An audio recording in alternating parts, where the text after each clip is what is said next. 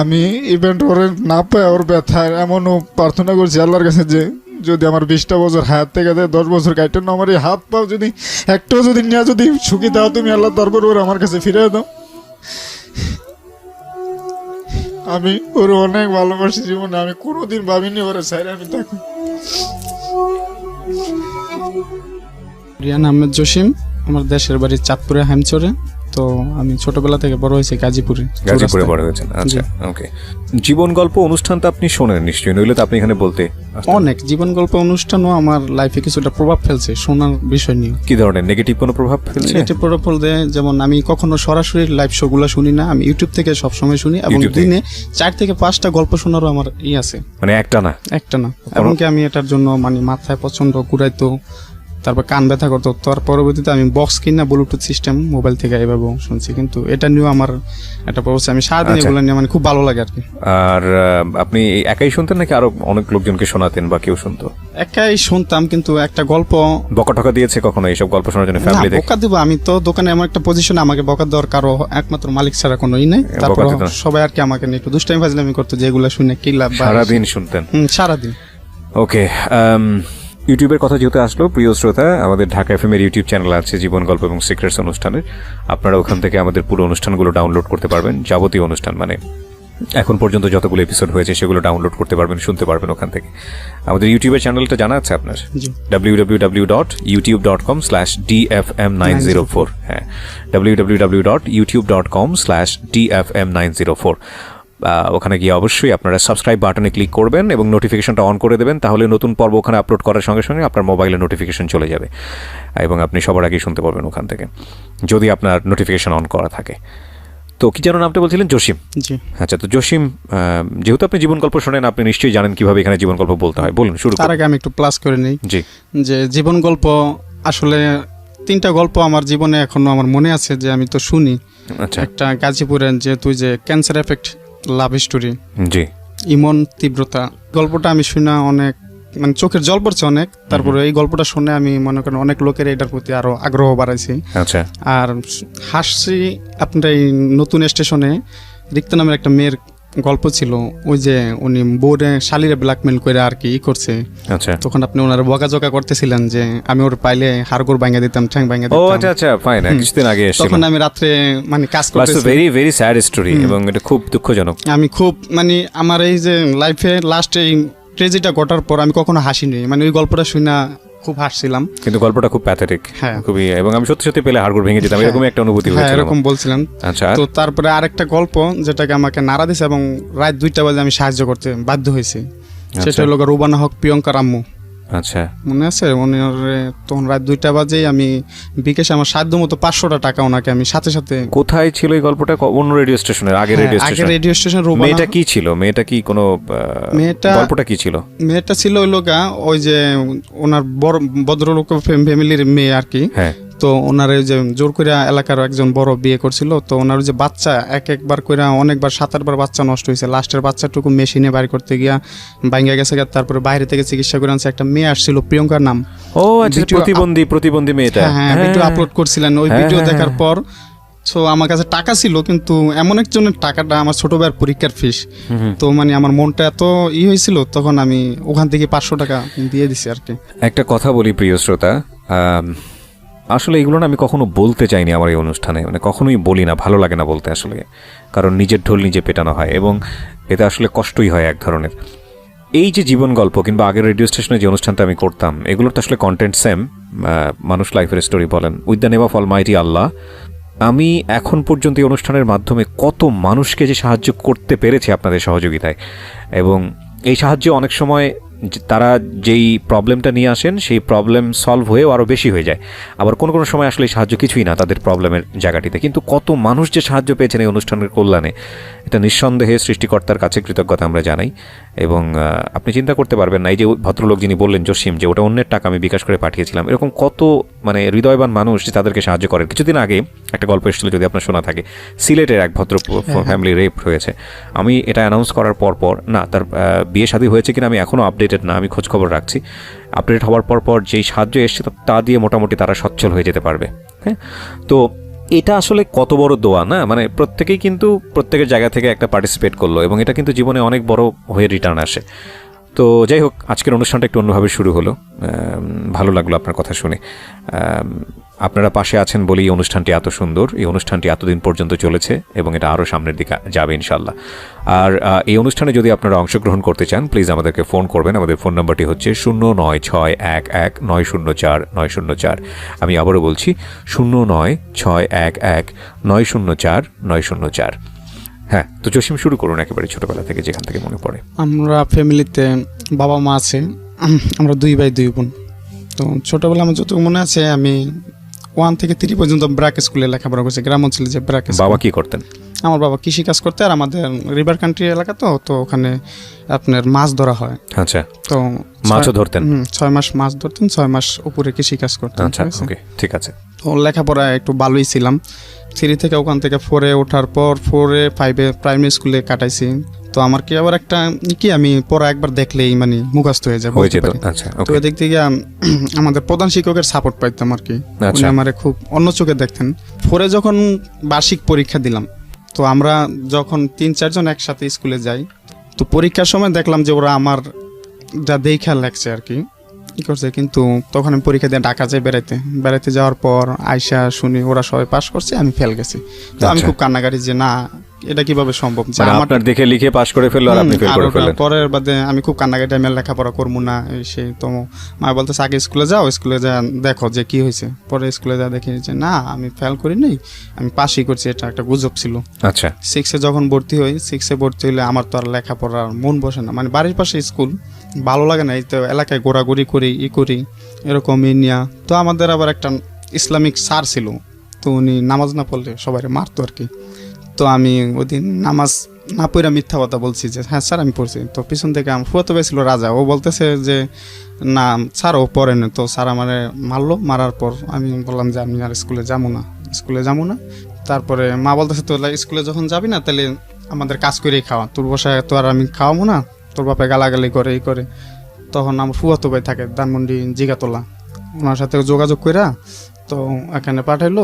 বয়স কত ওই সময়টাতে আপনার? ওই সময় আমার 11 কি বা 12 হবে। আচ্ছা, তো ঢাকা শহরে আসলেন কাজের জন্য? হ্যাঁ, লেখাপড়া ছেড়ে দিলেন? লেখাপড়া ছেড়ে দিয়েছি। কাজ কি ছিল আপনার? কোথায় আসলেন? বাড়ি থেকে আসার পর যেখানে চাকরি নিয়েছি, ওনার এত ভালো লোক যে আমারে, ওনার কোনো ছোট ভাইটাই কিছু নাই, ওনার আব্বা আম্মা আর ওনার 2 ভাই, এক ভাই বিয়ে করছে আর আমি যা চাকরি উনি বিয়ে করেন না। তো ওনাদের সাথে জয়েন্ট ফ্যামিলির মতো একবারে থাকতেছি।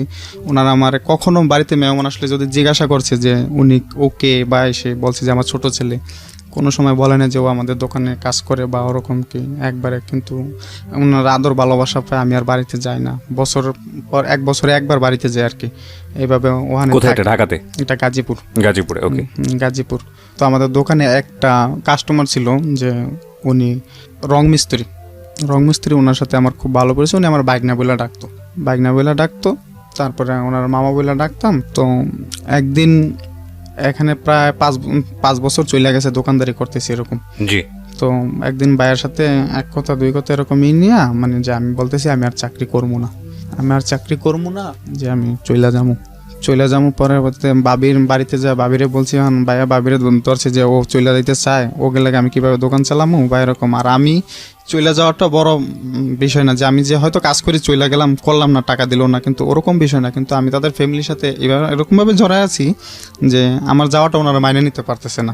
ওখানে আমি কিছুদিন মানে চাকরিটা ছাইড়া দেওয়ার পর আমার দুলাভাই তো কিছুদিন এইভাবে বেকার ঘুরি, কিন্তু দুলাভাই পরবর্তীতে 50,000 টাকা দিয়ে আমার একটা চাকরি নিয়ে দেয়, যে মাল্টিপারপাস কোম্পানি, যেটা আর কি ফিল্ডে টাকা ছাড়ে বা গ্রাহক থেকে টাকা উঠায় ওরকম। তো আমার দুলাভাই 50,000 টাকা দিয়ে আমার ওই চাকরিটা নিয়ে দেওয়ার পর, তো এখন ওই আগের মালিকে বলতেছে যে ওই চাকরিটার ডিউটি একবারে সীমিত। তো আগের মালিক বলতেছে যে তুমি এইটার পাশাপাশি তুমি আমার একটু সময় দাও, তো আমার ব্যবসাটা চলবো, এরকমই করবো। তখন আমি বলতেছি যে আচ্ছা ঠিক আছে, অসুবিধা নেই, আমি দিব। তো ওই চাকরিতে যাওয়ার পর যে আমার মানে এলাকায় যে পরিচিত, আমার আগে থেকে প্রায় 10 বছর ওখানে আছি, এলাকায় যে এই পরিচিত কাজে লাগায়, মানে কি ওই চাকরির মধ্যে 3 জন আমরা ফিল্ড অফিসার ছিলাম, তো ওখানের মধ্যে সেরাটা আমি হই আর কি। সেটা আমি যেমন আমি গ্রাহক থেকে সঞ্চয় উত্তোলন করাটা বা বিনিয়োগ জিনিসটা এটা সবচেয়ে বেশি ফার্স্টে ছিলাম আমি। তো এটা তারপরে ওই মালিক আমারে মানে একটু আদর যত্ন ভালোই করতো। তারপরে একদিন ওই যে মামা বললাম ওনার সাথে ভালো সম্পর্ক, উনি বলতেছে যে আমার সাথে তোর একদিন বেড়াতে যাওয়া লাগবো। তো আমি বলতেছি কোথায়, বলতেছি সাভার। তো আমি বলতেছি কে, বলতেছে যে এরকম এরকম আমার 2টা শালি আসছে, তো ওদেরকে আনতে যাবো, আমার বাসায় বেড়াতে আসবো, ঠিক আছে। তো বলতেছে যে পরে দোকানে বৈশা গল্পটা করতেছি। তো উনি আমার বলতেছে যে বাইক না, আমার একটা ফুফা শাশুড়ি আছে, ছোট সম্পর্কে ফুফা শাশুড়ি লাগে, তো তুমি ওই মেয়ের সাথে কথা বলো, মেয়েটা খুব সুন্দর, এমনি গরিব ভদ্র। আচ্ছা, আমি তো তোমার চিনি, আর মেয়ে তো আমার সম্পর্কে ফুফা শাশুড়ি লাগে। তো আমি বলতেছি আচ্ছা ঠিক আছে, মোহাম্মদপুর আছি, তো এই আর কি যাই এক সপ্তাহ আর কি, নতুন অবস্থায় যেরকম কথাবার্তা চলে ওরকম। তো মামা বলতেছে যে আমার ওই শালিরে আনতে যাবো, ও 2জনের আনতে যাবো, তো আমার সাথে যাওয়া লাগবে। তো আমি যাওয়ার ইচ্ছা ছিল না, তো ওই দিন এক পর্যায়ে জোর করে নিয়ে গেছে, তো আমারে আর আমার যেটা তো ভাই জুয়েল ওদের বাড়িতে 2জন সাবান। মেয়েটার নাম কি ছিল? ও যার সাথে কথা বলছি তার নাম ছিল জেসমিন। জেসমিন, আচ্ছা। তো কার বাড়িতে নিচ্ছে? মেয়েটার বাড়িতে তো না, মেয়েটার বাড়ি না, এটা হলো মামার ফুফা শাশুড়ি, ও ঢাকা আসছে, আবার মামার 2টা শালি আসছে। আচ্ছা, শালি আসছে, ওরও মনে করেন ঢাকা আসছে সাভার। তো এই মেয়েটা আসছে মোহাম্মদপুর আর ওরা আসছে সাভার।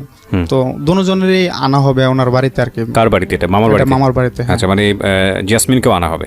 জেসমিন তো আপনাকে ডেকেছে মামার বাড়িতে? তারপরে ওনার সাথে ওই দিন আমার যারা তবে জুয়েল আর আমাকে নিল আর কি। তো সাভার গেলাম, সাভার যাওয়ার পর বাসায় যাওয়ার পর দেখলাম যে ওনার 2টা শালি, তো বলতেছে যে ঢোকার পর যে বলতেছে দুলাভাই কেমন আছেন, এসে বলতে ওরা জানতে পারি যে ওদের একটা নাম মুন্নি, আর বাসায় আরো লোকজন আছে। তো পরিচয় হইলাম, মানে সবাই সবার সাথে পরিচয় হয়, খাওয়া দাওয়া সালামি করলাম। আসলে যে ওই দিন গেছি, যাওয়ার পর মানে ওদের দেখার পর এরকম একটা ফিল বা ওরকম কিছু, ওরকম মনের মধ্যে কোনো কিছু ছিল না, স্বাভাবিকভাবে যেভাবে চলাফেরা ওইভাবে করতেছি। পর আমরা গাজীপুরে আসলাম, গাজীপুরে আসার পর এখন বাসায় ওদের রায়কা টেকা, তো আমরা চলে আইছি। ওই দিন রাত 9টা বাজে গেছে আসার পর। চলে আসার পর এখন সকালবেলা দেখা করতে গেলাম, দেখা করতে যাওয়ার পর আসলে কি ওই যে এক জায়গায় কথাবার্তা বলতে বলতে যেরকমই হয়, ওই মেয়েটার সাথে একটু বেশি কথা বলা। কোন মেয়েটা? আর মুন্নিটা একটু মোটা কাটা ছিল, ওই ছিল। ওরা যেহেতু আমার মামার শালী, সেহেতু ওরা আমার ও মামা বলে ডাকছে, ঠিক আছে। তো মামা বলে ডাকতেছে, তো ওরা বলতেছে যে মামা ঘুরতে যাবো, আমাদের ঘুরতে নিয়ে যাওয়া হবে, আপনাদের এলাকায় আসছি এরকম। তো আমি বলতেছি যে কোথায় যাইবা? তো দেখো ওরা আবার মামার একটা শালা ছিল আলামিন, তো আলামিনে বলতেছে যে ওনারে বলি যে আমাদের যাতে ঘুরতে নিয়ে যায়। কোথায় এরকম স্পেস পাই না, যে আবার এলাকার কন্ডিশনও বেশি ভালো না, যে নিয়ে যদি কোনো অসুবিধা হয়। তো লাস্ট পর্যন্ত ওই যে আমার মাল্টিপারপাস অফিসে নিয়ে গেলাম ওদেরকে বিকালবেলা, অফিসে নিয়ে গিয়ে তো ওখানে ভালো পরিবেশ আর কি থাকার মতো। তো ওখানে সবাই নিয়ে গেলাম।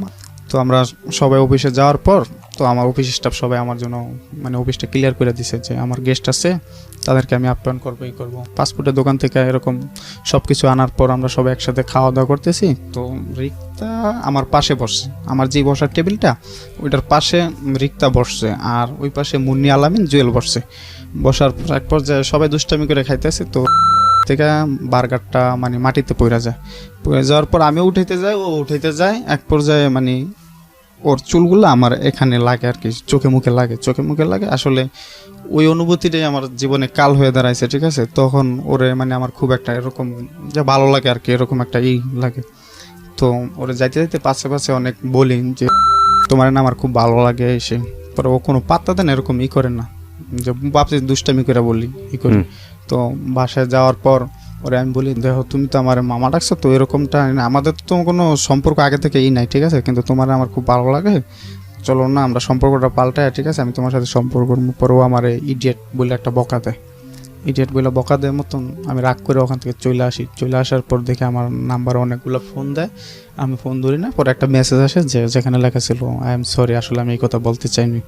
পরের বাদে আমি ফোনটা রিসিভ করি, বলতেছি যা সরি যখন বলছো তাহলে সমস্যা নেই, আমি কথা বলি। বলতেছে যে আপনি আসবেন না এখন? আমি বলতেছি না, এখন অনেক রাত হয়ে গেছে, কালকে সকালবেলা আবার আসবো। পরে সকালবেলা যা দেখা করি মানে আমি একটু পাশ কাটাই চলি আর কি, যেহেতু আমার একটা বকা দিছে, এটা মনের মধ্যে একটা জিদও কাজ করতেছে যে আমি ওর সাথে প্রেম করবো এরকম। আর এদিক দিয়ে মামা বলতেছে, মামার ফুফা শাশুড়ি যে জেসমিনের কথা, ঠিক আছে। তো আমি জেসমিনের কথা বাদই দিয়ে দিছি যে আমি ওর সাথে আর কথা বলবো না, আমি ওর সাথে কথা বলবো। তো ওরা 2 দিন থাকলো, থাকার পর এখন যাবার পালা। এখন মামা ব্যবসা বাণিজ্য নিয়ে বিজি, তো উনি যাইতে পারবো না। তো আমার বলতেছে যে জসিম নিয়ে দিয়াই বহনে। তো আমি রাজি হয়েছিলাম না, কিন্তু পরবর্তীতে বাধ্য হয়ে আর কি যাওয়া লাগে। তো ওই দিন তাড়াতাড়ি অফিসের কাজগুলো সাইরা ওদের নিয়ে বাইর হই, মামার শালা আলামিন আর আমি যাই আর কি। তো যাইতে যাইতে আমি এইটুকুই বলি যে যাইতে পারি, বাসে উঠে বলি কি যাইতে পারি এক শর্তে, দে আমার সাথে সম্পর্ক করতে হবো, রাজি হইতে হবো। কোনোদিনও সম্ভব না। পরে আমি বলতেছি কে সম্ভব না, তুমি কেন করবো না, ঠিক আছে করতে হইব, ঠিক আছে, নয়তো আমি নাইমা যাবো বাস থেকে, তখন একা একা যাইতে পারবো না। তখন বলতেছে আগে আপনি যান, আপনি আমরা দাওয়াত দিলাম, আমাদের দেশের বাড়িতে যান, আমাদের বাড়িঘর দেখেন, আমাদের অ্যাবিলিটি দেখেন, তারপরে আপনি আমি কিছু দেখা লাগবো না, আমি তো তোমারে দেখছি, তো ওইটাই হইব। পরে বলতেছে যে আচ্ছা ঠিক আছে অসুবিধা নাই। পরবর্তীতে আমি ওই যে চান্দুরা পর্যন্ত যাওয়ার পর্যন্ত টাইম দিয়েছিলাম যে এর মধ্যে তোমার রাজি হইতে হইব, নয়তো কিন্তু আমি বাস থেকে নামে যাবো, পরবর্তী একা যাইতে পারবো না। পরবর্তীতে ও এমনিতেই বলে যে হ্যাঁ অসুবিধা নেই, আপনি কথা বললেন। তারপরে বাসায় দাঁড়ান, আপনি মেয়েটাকে নিয়ে কোথাও পৌঁছে দিচ্ছেন? হ্যাঁ, শুধু মেয়েটাকে নিয়ে? মেয়েটা ওর যে ওরা 2 বোন আর আলামিন আর আমি, মানে আমরা 4 জন টোটাল 4 জন যাচ্ছেন। তো জেসমিনের মধ্যে আর আসলো না? না, জেসমিনের মধ্যে আর আসলো না। Okay fine. পরবর্তীতে ও বাসায় যা পৌঁছানোর পর ওরা আমাদের জন্য আপ্যায়নের ব্যবস্থা করতেছে। তো এর ফাঁকে আমি ওরা বলতেছি সময় খুব কম, আমি কিন্তু চলে যাবো, তো আমার তোমার যে কোনো একটা কিছু বলতে হবে, হয়তো হ্যাঁ হয়তো না। ও কিছুই বলে না। তারপরে আমি বলি দেখো আমার যে কোনো একটা জিনিস জানাও। ও তারপরে ও শুধু একটা কথা বলে আগে আপনি আমাদের বাড়িতে যান, তারপরে দেখা যাক, আপনার দাওয়াত দিলাম, আপনি আমাদের বাড়িতে যান। তারপরে আমি বলতেছি যে তোমার কাছ থেকে একটা কিছু স্মৃতি আমার দিয়ে যাও, যাতে আমি এটা রাখি। আর তোমার কাছে একটা রিকোয়েস্ট, আজ থেকে 7 দিন পর্যন্ত তুমি আমার সাথে কথা বলবে, এতে আমাদের সাথে যত ঝগড়াঝাটি যাই হোক, কিন্তু তুমি আমার সাথে কথা বলা বাদ দেবে না। এই 7 দিন পর রেজাল্টটা আমারটা আমি নিবো, হ্যাঁ? তো বলতেছে আচ্ছা ঠিক আছে। ও আদা করলো, প্রমিস করলো। তারপরে ওর হাতে দেখে আংটি, তো আমি একটা আংটি নিয়ে নিলাম, বললাম যে আমার এই আংটিটা তোমার আংটিটা আমি রেখে দিলাম, এটা তোমার স্মৃতি হিসাবে আমার কাছে থাকবে। তো মুন্নি বলতেছে যে দেখেন আংটির প্রেম কিন্তু থাকে না, আংটির প্রেম কিন্তু ভাঙা যায়। আমাদের এরকম বান্ধবীদের অনেক আংটি নিয়ে প্রেম হয়েছিল, তো এগুলো কিন্তু থাকে না। তো আমি বলছি এগুলো আমি বিশ্বাস করি না, ঠিক আছে। তো ওখান থেকে বাইরে আসার পর, না ওখান থেকে বাইরে নেই, মানে খাওয়া দাওয়া চলতেছে কিন্তু ওর থেকে তারপর সত্যি কথাটা জানার জন্য মানে আমি ওরে এবার পাওয়া দিয়া জাপটা দিয়ে এক সাইডে নিয়ে বলতেছি যে তুমি তাড়াতাড়ি বলো যে কি বলবা, হ্যাঁ বলবা না বলবা। ও পরে ওর আপা চলে আসে আর কি। তো আপা চলে আসার পর দুজন সাইড কেটে যায়, সাইড কেটে যাওয়ার পর ওখান থেকে আয়সা পড়ার পর ওর সাথে ফোনে কন্টিনিউ যোগাযোগ হইতেছে, কিন্তু বা ওখান থেকে আর পর ও তো আমার অ্যালাউ করে না, মানে সব কিছু এরা চলে বা করে না। তারপর কথাবার্তা বলে, ও বলে আমিও বলি, বলে এক পর্যায়ে ওরা দেশে চলে যায়। দেশে চলে যায় না, আমি দেশে চলে যাই, মানে আমার জেরাতো বোনের একটা বিয়ে। তো ওই বিয়ে খাইতে যাবো। তো আমি বলতেছি যে তুমি আমার সাথে কথা বললো, আমি দেশে যাই, যেখানে যাই তুমি আমার সাথে কথা বললো। তো এই কথাটা আবার মামা টের পাইছে যে আমি ওর সাথে এরকমই করি। তখন মামা তো আমারে মানে অন্যরকমভাবে শাসাইতেছে যে তোরে নিলাম ভালোর জন্য, এখন থেকে তুই করে বলি, তোরে দেখালাম একটা তুই করস আর একটা এরকম। আমি বলতেছি না, ওরে আমার ভালো লাগছে, আমি ওর সাথে করবো। পরে বলতেছে না, এটা কোনোদিনও সম্ভব না, আর এটার মধ্যে আমি রাজি না। তো তখন আমিও বুঝতে পারছি যে ওনারে জানলে তো হয়তো তো ওনারে লুকা মানে ওর সাথে কথা বলি। তো দেশে যায় বিয়ে, চাস্তো বোনের বিয়ে খাওয়া আসার পর ওখানে একদিন থাকি, শুধু সকালে নামি, দুপুরবেলা বিয়ে খাই, বিকালবেলা আবার চলে আসি। তো যাওয়ার টাইমে আমি আবার তোমার দেখতে ইচ্ছা করে, তো আমি তোমার দেখতে আসবো। তো বলতেছে আসেন, অসুবিধা নেই। ও ভাবতে পারেনি যে আমি যাবো, যে বললেই কি চলে আসে। তখন আমি বিয়ে খাই রাত্রেই চলে আসি। আমাদের তো লঞ্চে আসা লাগে, তো রাতকে লঞ্চে চলে আসার পর সকাল ভোরবেলা আমি ঢাকায় পৌঁছার পর ওদের এখানে যা ওরা ভোরবেলা ফোন দিতেছি যে আমি কিন্তু চলে আসি সত্যি। ও বলে যে আপনি বারবার এত ফোন দিয়েই করেন, বলছি না আসলে আসেন। তো ওর দুলাভাই আর আফা গার্মেন্টসে চাকরি করে, সকাল 8টা বাজে অফিসে বাইরে। তো 8টা পর্যন্ত ওই বৈলাপুর স্ট্যান্ডে আমি বৈশা থাকি সাবার। তো বৈশা থাকার পর ওনারা যখন দেখি বাইরে হয়ে গেছে বাসা থেকে, তখন আমি বাসায় যাই। বাসায় গিয়ে নক করার সাথে সাথে দরজা খুলে ও তো দেখে আমার অবাক, বলতেছে যে আপনি কি মানুষ না আর কিছু, যে আপনি সত্যি চলে আসলেন। পরে আমি বলতেছি দেখো আমি আমার ভালোবাসার জন্য সবকিছুই পারি, এটা আমার প্রথম পরীক্ষা। তখনও তো মেয়ে কথা দেয়নি আপনাকে যে আপনাকে লাভ করে? ওকে, তখনও কথা দেয়নি, ঠিক আছে। তখন ওরা দুজন হাসতে শেষ, বাবা এই কোন আজব লোকের পাল্লায় পড়লাম, ঠিক আছে। একটু বলাতেই চলে আসলো। আবার সকালবেলা যদি দুলাভাই আফা দেখে হলে তো আমি বলছি অসুবিধা নেই, আমি বাইরে দাঁড়াইছিলাম, ওনারা যাওয়ার পরেই আসছি, ঠিক আছে। তারপর ওরা আমার জিজ্ঞাসা করলাম তোমরা নাস্তা খাইছে, বলতেছে না। তখন আমি হোটেল থেকে 3 বক্স খিচুড়ি আনলাম, এনে সব একসাথে খাইলাম। ওরা বলতেছে যে আপনি ঘুমায় পরে বিকালবেলা জায়গায় দেবো না, দুপুরবেলা খাওয়া দাওয়া করে একবার বিকেলে যায় না। ওদেরই বাসায়? হ্যাঁ, ওর বোনের বাসায়। এটা ওর বোনের বাসায়, ওরা বেড়াইতে আসছে ওখানে, ওর বোন দুলাভাই তো গার্মেন্টসের জায়গা, আচ্ছা। তো বাসাটা খালি থাকে আর কি। আচ্ছা, ওকে। তো আমি তো জানি যে লাঞ্চে ওনারা আসবে বাসায়, তো এই জন্য আমি আর বেশি লেট করি না। তো রিক্তা বলতেছে আপনার জন্য নাস্তা বানাই, একটু গাজরের হালুয়া বানাই আমার খাওয়াটা বলে। আমি বল আমার ওদিন কাজ আছে যে আমার আবার আইসা ওখানে কালেকশন করা লাগবে, দোকান লেখা লাগবে, তো আমারও একটু তাড়া ছিল, তো আমি ওখান থেকে চলে আসি। চলে আসার পর কথাবার্তা চলতেছে একটু মোবাইলে, হ্যাঁ সব কিছুই হ্যাঁ, কিন্তু সামনাসামনি গেলে একটু আনইজি ফিল করে। তো পরবর্তীতে কথা চলতেছে, এক পর্যায়ে এটা এমন পর্যায়ে জায়গা ও বেশি বিরক্তি বোধ করে, আমি সারাদিন কথা বলি ওর সাথে। তখন ও একটু ঝগড়াপাটি লাগলে ও ফোন করে বলে দুলাভাই ও আমার ডিস্টার্ব করে, এরকমই করে। আমি বলি না মামা, ও আমাকে আগে মিস কল দেয়। দুলাভাই বলতে হচ্ছে আপনার যে মামা সম্পর্কের মামা। হ্যাঁ। হ্যাঁ, তো আমি বলি যে না, ও তো আমার ফোন দেয়, ও আমার এইটা বলছে কে এই সেই, ঠিক আছে, মানে এটা নিয়ে একটু চলে আর কি, যে মিষ্টি মিষ্টি ঝগড়া যেটা আর কি। তো ওগুলো তো আপনার এই সম্পর্কের মামা কি বিষয়টা কিভাবে দেখতো? উনি তো কোনোদিন ভাবতেই, হ্যাঁ উনি ভাবছে যে একবার দেখা করাইছি দেশে, হয়তো মোবাইলে দু একদিন কথা বলার পরে বুঝতে পেরেছি, ঠিক আছে। তারপরে ওর সাথে কথাবার্তা চলে, ও বিচার দেয় আমিও বিচার দিই, এরকমই চলে। তো একদিন পারতেছি না আর, মানে অনেকটা বেশি অহংকার দেখায় পারতেছি না। তো আমি বলতেছি তুমি এতদিন যেই মানুষগুলা নিয়ে আমার সাথে কথা বলছো, যেমন তোমার কিছু বান্ধবী ওগুলার আমার কথা শুনাইছো না, ওগুলা সবাই নিয়ে আসো, তোমার জন্য একটা সারপ্রাইজ আছে। তো বলতেছে যে কখন? আমি বলতেছি দুপুরের দিকে ফোন দিও। তো ও সবাই ডাইকে নিয়েছে। আমি বলছি তোমাকে একটা একটা ওয়াদা করতে হবে যে আমি যতক্ষণ পর্যন্ত কথা না শেষ হইব ততক্ষণ পর্যন্ত তুমি ফোন কাটবা না, আর লাউড দিয়ে সবাইকে শুনাইবা। পরবর্তীতে ও বলতেছে আচ্ছা ঠিক আছে। আচ্ছা, এই লাউড দিয়ে যাওয়ার আগে আমি একটু বলি, এটা হচ্ছে মেয়েটা আপনার ফ্যামিলি সম্পর্কে তোমরা মোটামুটি জানলাম, ইকোনমিক স্ট্যাটাস কি ছিল আপনার মেয়েটার, ইকোনমিক স্ট্যাটাসটা কি ছিল, মানে অর্থনৈতিক সেম? ওর বাবাও কৃষিকাজ করতো? ওকে, ঠিক আছে। তো লাউড দিয়ে শোনানো, হ্যাঁ। তো তার লাউড দিয়ে শোনানো, তো ওর যে বিরক্তিকর, মানে ও আমাকে কোনো পাত্তাই দিত না, মানে খুব অহংকার দেখাইতো। তখন আমি ইচ্ছারম বিশ্রী পাশে বকাবাজি, তুই নিজেকে কি মনে করিস, আয়না কোনোদিন নিজের চেহারা দেখছিস? এই লাউড দিয়ে? হ্যাঁ, ওর বান্ধবীতে নিয়ে করছে, তো আয়না কখনো নিজের চেহারা দেখছিস? ঠিক আছে, তুই যেদিন আমার ইডিয়েট বলে বকা দিচ্ছস সেদিনই আমি তোর পিছে লাগিয়ে আছি, ঠিক আছে, এই সেই করে এইভাবে এই করমু সেই করমু, ঠিক আছে, মানে বেশি বিশ্রী না, এইভাবে যা একটু রেশারেশি। তখন ও মানে ফোনে আর কিছু বলে না, বলতেছি আর আপনি কি আর কিছু বলবেন? পরে আমি বলতেছি না, পরে রেখে দিই। পরে বিকালবেলা ওই আলামিন রে ওর চাস্তো বাইরে ফোন দিই, ফোন দেওয়ার পর জিজ্ঞাসা করি যে কিরে দেখছস? কয় হ্যাঁ। আমি কি কিরকম দেখা যায়? কয় মুখ চোখ কালা, পুরো একবারে গোমরা দেখা যায়, যে কি জানি হয়েছে, ঠিক আছে। পরে বলি যে আমি এরকম বলছি, এই হয়েছে। তো বলার পরে এখন তো আমার ভিতরে খুব জ্বলতাছে, যাই হ্যাঁ আমি কী করলাম, মেয়েটারে এতগুলো বকাবাজি করলাম, তো এখন তো ওর সাথে কথা না বললে আমারও ভালো লাগতেছে না। তো এক সপ্তাহ তো কোনো কথাবার্তা কিছু বলিনি, এক সপ্তাহ পর ফোন দিছি মতন, ও আমার বলতেছে কি আবার বকাবকি করেন।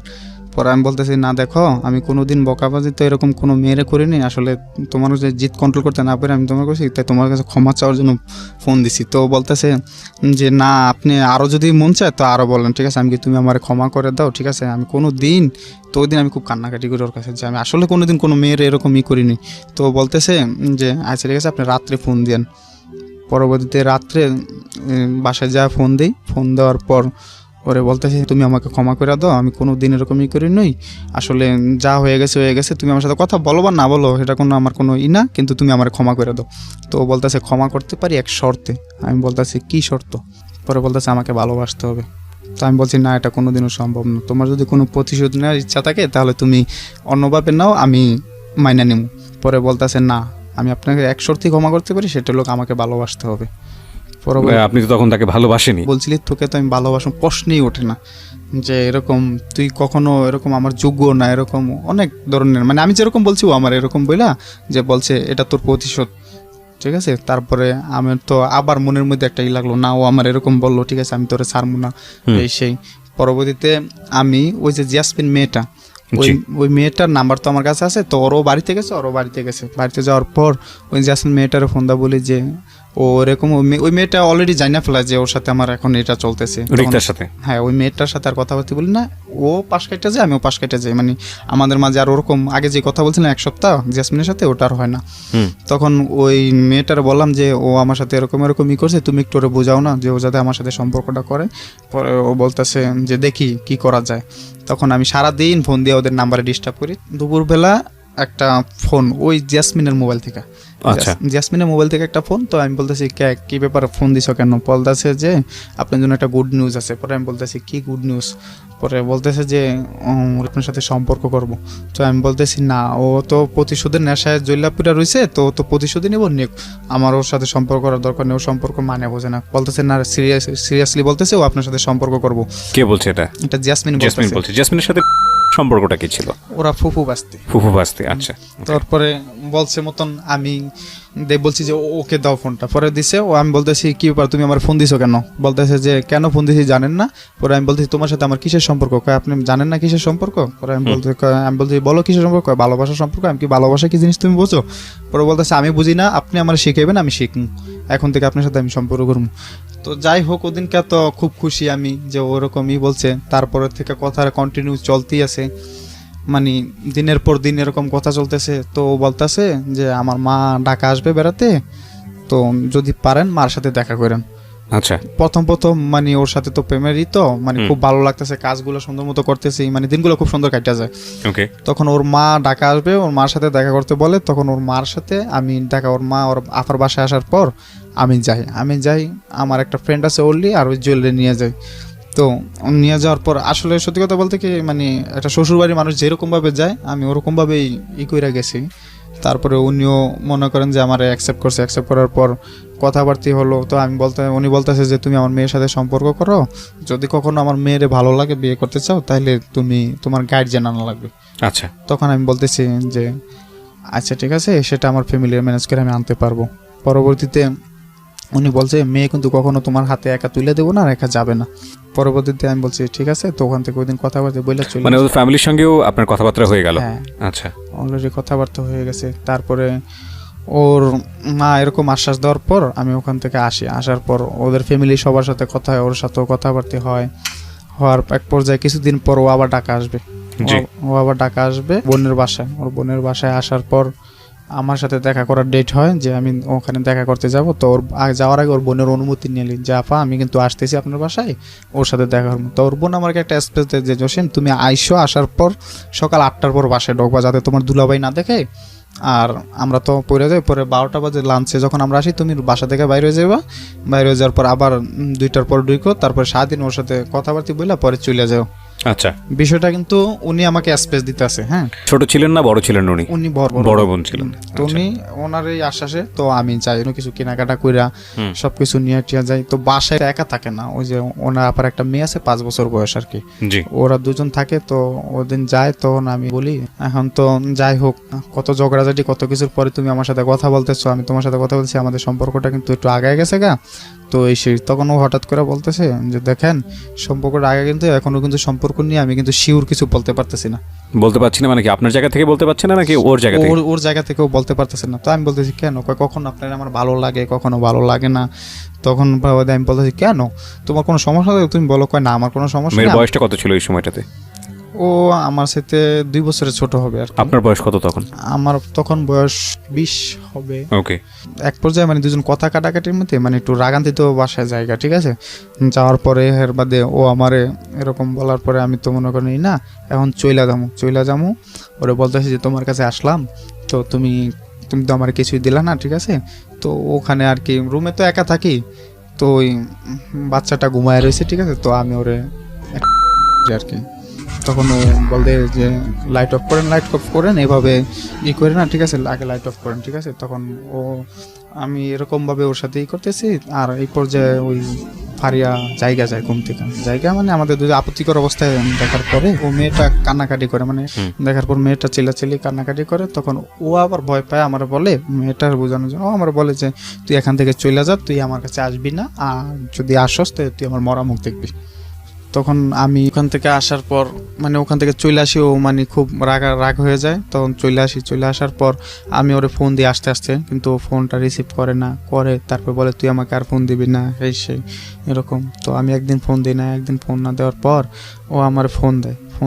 পরবর্তী আমি বলতেছি কি ব্যাপার তুমি না ফোন দিতে না পারছো, আবার তুমি ফোন দিলা। বলতেছি দেখতেছি যে বৌমর কি ফুলের মধু খেয়ে চলে যায় না থাকে। তখন মানে এটা বলে রিক্তা আপনাকে? এটা বলতেছে। তো আমি বলতেছি যে আমি তোমাকে ভালোবাসি, আমি কখনো চলে যাবো না, ঠিক আছে, এখন তুমি যদি চাও তাহলে কন্টিনিউ তোমার সাথে আমি কথা বলতে পারি। ও বলতেছে ওকে। তো আমি বলতেছি তাহলে আবার আসি তোমার সাথে দেখা করতে। ও বলতেছে যে অসুবিধা নেই, আসো। তখন 3 দিনের মাথায় আমি ওর সাথে আবার দেখা করার ডেট করি, ওর বোনের সাথে আবার যোগাযোগ করি যে আমি কিন্তু আবার আসতেছি। বলতেছে যে অসুবিধা নেই, তুমি আসো, কিন্তু সাবধান, আবার চলে যাও, তোমার দুলাভাই যাতে না দেখে।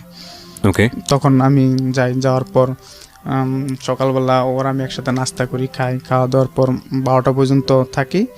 থাকার পর ওর সাথে মানে এর ফাঁকে আমার মানে একবার ফিজিক্যাল রিলেশন। এই বয়সেই? হ্যাঁ, ওকে। ফিজিক্যাল রিলেশন হয়েছে এবং সেটাও চায় না, কিন্তু তারপরও আমার ইচ্ছাতেই মানে ইয়ে হয়। তারপরে আমি মানে আপনি জোর জবরদস্তি করেন এক অর্থে বলা চলে? জোরজবরদস্তি ওরকমটা না, যেহেতু একবার একটু হয়ে গেছে, ঠিক আছে, এখন আর ওরকমই না। ওর বাসাতে এই ধরনের ঘটনা ঘটে? ওর বোনের বাসা। ওকে। পরবর্তীতে আমি দুপুরবেলা হয়ে গেছে, তো ওর বোন আর দুলাভাই আসবো, তখন আমি বাইরে বাসা থেকে বাইরে হওয়ার পর ওনারা যখন লাঞ্চ করে জায়গা, তখন আমিও লাঞ্চ করতে হেমায়তপুর যাই। হেমায়তপুরতে আসার পর আবার ওর সাথে আমার এরকম কথাবার্তা এক পর্যায়ে যে ওর সাথে আমার ওই দিনকেও আবার এটা রিলেশন হয়। বুঝতে পেরেছি আমি। ঠিক আছে, হ্যাঁ। হ্যাঁ। এরপরে কি ঘটলো সেদিকে যান। তারপরে ওখান থেকে ওই দিন চলে আসি। চলে আসার পর এখন তো আর ভালো লাগতেছে না, যেহেতু সম্পর্কের মাঝে এরকম কিছু ঢুকে গেছে, এখন আর ভালো লাগতেছে না। তো আবার ওর সাথে কথা হতে বলছে, আবার 5 দিনের মাথায় ওর সাথে দেখা করারই করি। তারপরে যাই, যাওয়ার পরে ওই দিনও আমাদের মাঝে এরকম এটা হয় আর কি। মানে এই বিষয়গুলো তখন রেগুলারই চলতেছিল? রেগুলারই চলতেছে। তখন ওরে ও বলতেছে যে আজকে আমার একটু ঘুরাইতে নিয়ে দিতে হবে। তো ওই দিন আবার ও দুলাভাই লাঞ্চে বাসায় আসেন, আফা আসছে। তো আফা আসার পর কথাবার্তা সরাসরি ওনার সাথে বলছি। তারপরে ও বলতেছে যে আমাকে আজকে ঘুরতে নিয়ে যেতে হবে। কোথায়? হেমায়তপুর ঘুরতে যাবো, ফুচকা খাইতে যাবো। তো বোন বললো বেশি দূরে নিও না, তো কাছাকাছি রাইখা আবার দিয়ে যাও, আর তুমি চলে যাও। পরে বলতে আমি ওরে নিয়ে হেমায়তপুর যাই। হেমায়তপুর যাওয়ার পর ওখান থেকে ফুচকা খাওয়া বাসায় চলে আসি। বাসায় ওরা রাইখা তখন ওর জায়গা যাওয়ার এক পর্যায়ে, যাওয়ার আগে ওরে আমি বলতেছি দেখো কত ঝগড়াঝাড়ি এই সেই সব কিছু প্রতিশোধ, তার ভিতরে সম্পর্কটা এই পর্যায়ে চলে আসে। তো তুমি কখন আমার ছাইরা যাও না, আমি কিন্তু তোমার সত্যি সত্যি ভালোবাসি। মানে বুকে জড়ায় ধইরা অনেকক্ষণ মানে আমি কাঁদছি, ওর সাথে কথা বলছি। তখন চায় দেখি যে আমি কাঁদছি না, ওরও চোখ দিয়ে অনেক পানি ঝরছে, ঠিক আছে, যে আজকে সম্পর্কটা এই পর্যায়ে গেছে, তুমি আমার করো না, ঠিক আছে। তো বলতেছে আচ্ছা ঠিক আছে। তখন ও আমার একটা পাপ্পি দিল, আমি চলে আসলাম। ওখান থেকে চলে আসার পর ওর সাথে আমার কথাবার্তা কন্টিনিউ চলতেছে, সব কিছু ওকে। মানে আমার মনে হয় যে আমাদের সম্পর্কে আর কেউ বাধা হয় না, এরকম চলতেছে। চলার পরে ওর আফা একদিন বাড়িতে গেছে, দেশে চলে গেছে। তারপরে কিছুদিন পর ওর বোন বাড়িতে গেছে। তো প্রতিদিন আমরা এত কথা বলি যেটা লিমিটের বাইরে। আচ্ছা, মানে এত কথা বলি। তো একদিন ও সকালেতে ফোনটা ধরতেছে না, হয়তো বাড়িতে কোনো আয়োজন ছিল এরকমই। তো বিকালবেলা ফোন ধরতে, তো আমি বলতে কি ব্যাপার তুমি ফোন ধরলাম না, ফোন ধরো না, কথা বললে কীভাবে থাকতেছে, ঠিক আছে এই সেই। তখন ও বলতেছে আমি বলতেছি আমি কেটা কো, আমি ওর বড় বোন, আমি শিউলি আপু। তো বলতেছে যে আমি বলছি আপু ওর একটু মোবাইলটা দেন না, ও এখন কথা বলতে পারবে না। আমি কই না, সারাদিন কথা বলি না, আপনি একটু মোবাইলটা দেন। কই বলছি না কথা বলতে পারবে না। পরে আমি বলছি আপু প্লিজ এমন করে না, একটু দেন না ওরে। পরবর্তীতে এক পর্যায়ে এক কথা দুই কথা বলতে গেলে ওনার সাথে আমার খুব একটু উত্তেজিত। মানে কথা বলতে পারবে না বলতে কি এটাকে হঠাৎ করেই বললো নাকি কোনো ঝগড়া চলতেছিল আপনাদের মধ্যে? হঠাৎ করে বলতেছে। তো আমি বলতেছি কেন দিবেন না, ওর সাথে একটু কথা বললে রাখেন, 1 মিনিট। ফ্যামিলি তো জানতো আপনার বিষয়গুলো? ওর ফ্যামিলি জানতো। পরবর্তীতে উনি দিবেন না, এক কথা দুই কথা, যে উনি বলতেছে যে তুই আমার কাছে এত কৈফত চাসকে। তাই আমি বলতেছি আমি কৈফত চাই মানে আমি ওকে চাই, ঠিক আছে। আমার জামাইও তো আমার কাছে কৈফত চাই না। তখন আমি বলতেছি আপনার জামাই তো আর ওরকম লোক না যে আপনার কাছে আপনার জামাইয়ের মতো তো আমি না, ঠিক আছে, আমি আমারটার কাছে কৈফত চাই, ঠিক আছে। তখন উনি আমারে মানে খুব খারাপ ধরনের ভাষা গালিগালাজ করে, মানে মাথা পাগল হয়ে যায় যে ওরে আমার কথা বলতে দিতেই হবে। আর আমার একটু জিদ ছিল সব সময়। এক পর্যায়ে বড় ধরনের হয়ে যায়। তখন মামায় বলতেছে কি ব্যাপার, জসিমের এতদিন কথাবার্তি বলছেন, এখন কথাবার্তি বলতে দেন না, কি ঝগড়াঝাড়ি হতে হয় না, পাগলামি করতেছে, এই করতেছে, আমাদের বকাঝকা করতেছে এই সেই। পরে বলতে কাকে বলে এটা ওই যে মামা, ওনার যার মাধ্যমে আপনার সাথে যোগাযোগ হয়েছে, ওনার শ্বশুর বাড়ি, ওই যে ওনার বলতেছে মামার শালি লাগে। তো বলতেছে যে দেন না এরকম। এটা কিন্তু মামা চাস্তশালী লাগে, আপন শালী না, চাস্তশালী লাগে। তো বলতেছে না ওদের আর কথাবার্তা কিছু হবে না। তো মামা বলছে দেওয়ার পরে বলছে যে আমি তোমার দুলাভাই বলতেছি, তুমি কি জসিমের সাথে কথাবার্তা বলবা, আর এমন কি তোমার ফিলিংস আছে যে জসিমের কাছে বিয়ে বসবা, সম্পর্ক হয়েছে যেহেতু এরকম আছে, তুমি কি জসিমের ভালোবাসো? বলতেছে না আমি ওরে ভালোবাসি না। আমি ওরে ভালোবাসি না, আমি ওর কাছে বিয়ে বসবো না। তো দেখো তুমি ফ্যামিলি চাপে কিছু বললো না, তোমার আমি একদিন সময় দিলাম, তুমি বাইবা পরে আমার জানো, আমি তোমার দুলাভাই, যদি তোমার এমন কোনো দুর্বলতার জিনিস থাকে তুমি আমার বললো, আমি সেটা ম্যানেজ করে নেব। এটা আপনাদের সম্পর্কের কতদিন পরের ঘটনা? 6 মাস। 6 মাসের মাথায়? আচ্ছা, ওকে। তারপর 6 মাসের মাথায় এরকম ঘটনা হয়, তখন ওরে কথাবার্তা বলতে দেন না। ওরে আমি জিজ্ঞাসা করছি, একদিন ফোন করে একটু কথা বলতে দিছে সবার মুরব্বিকে সামনে, মানে ওর দাদা দাদি সবার সামনে করে যে হ্যাঁ একটু কথা বলুক। তখন ওরে আমি জিজ্ঞাসা করলাম যে তুমি কি আমার সাথে কথাবার্তা বলবো না, তুমি কি আমার ভালোবাসবে না? ও বলতেছে না। তখন আমি আর তো করার কিছু নাই, যেহেতু মুরব্বীদের সামনে বলছে, তখন আমি ওর দাদির সাথে কথা বললাম, সবার সাথে কথা বললাম। আমি বললাম যে ও কেন আমার সাথে এরকম করলো, আমাদের সম্পর্কটা অনেক গভীর, মানে আমি বলতে চাইতেছি না সবকিছু ভেঙে বলতেছি, অনেক গভীর সম্পর্কটা এই সেই। তখন বলতেছে ওর দাদি বলতেছে যে ভাই যা হওয়ার হয়ে গেছে, তো তুমি এগুলা নিয়ে করো না, ও তো ওরা লোকটা বেশি না, ওরা 2 বোন এরকমই, তো তুমি এক কাম করো, মনে করো যা টাকা পয়সা নষ্ট করছো এগুলো মনে করো যে জলে ফেলাইছো, তুমি পুরুষ মানুষ কামাই করতে পারবা, আর তুমি ওর চাইতে ভালো পাইবা, হ্যাঁ রাখা তো এরকম ওর সাথে আর করো না।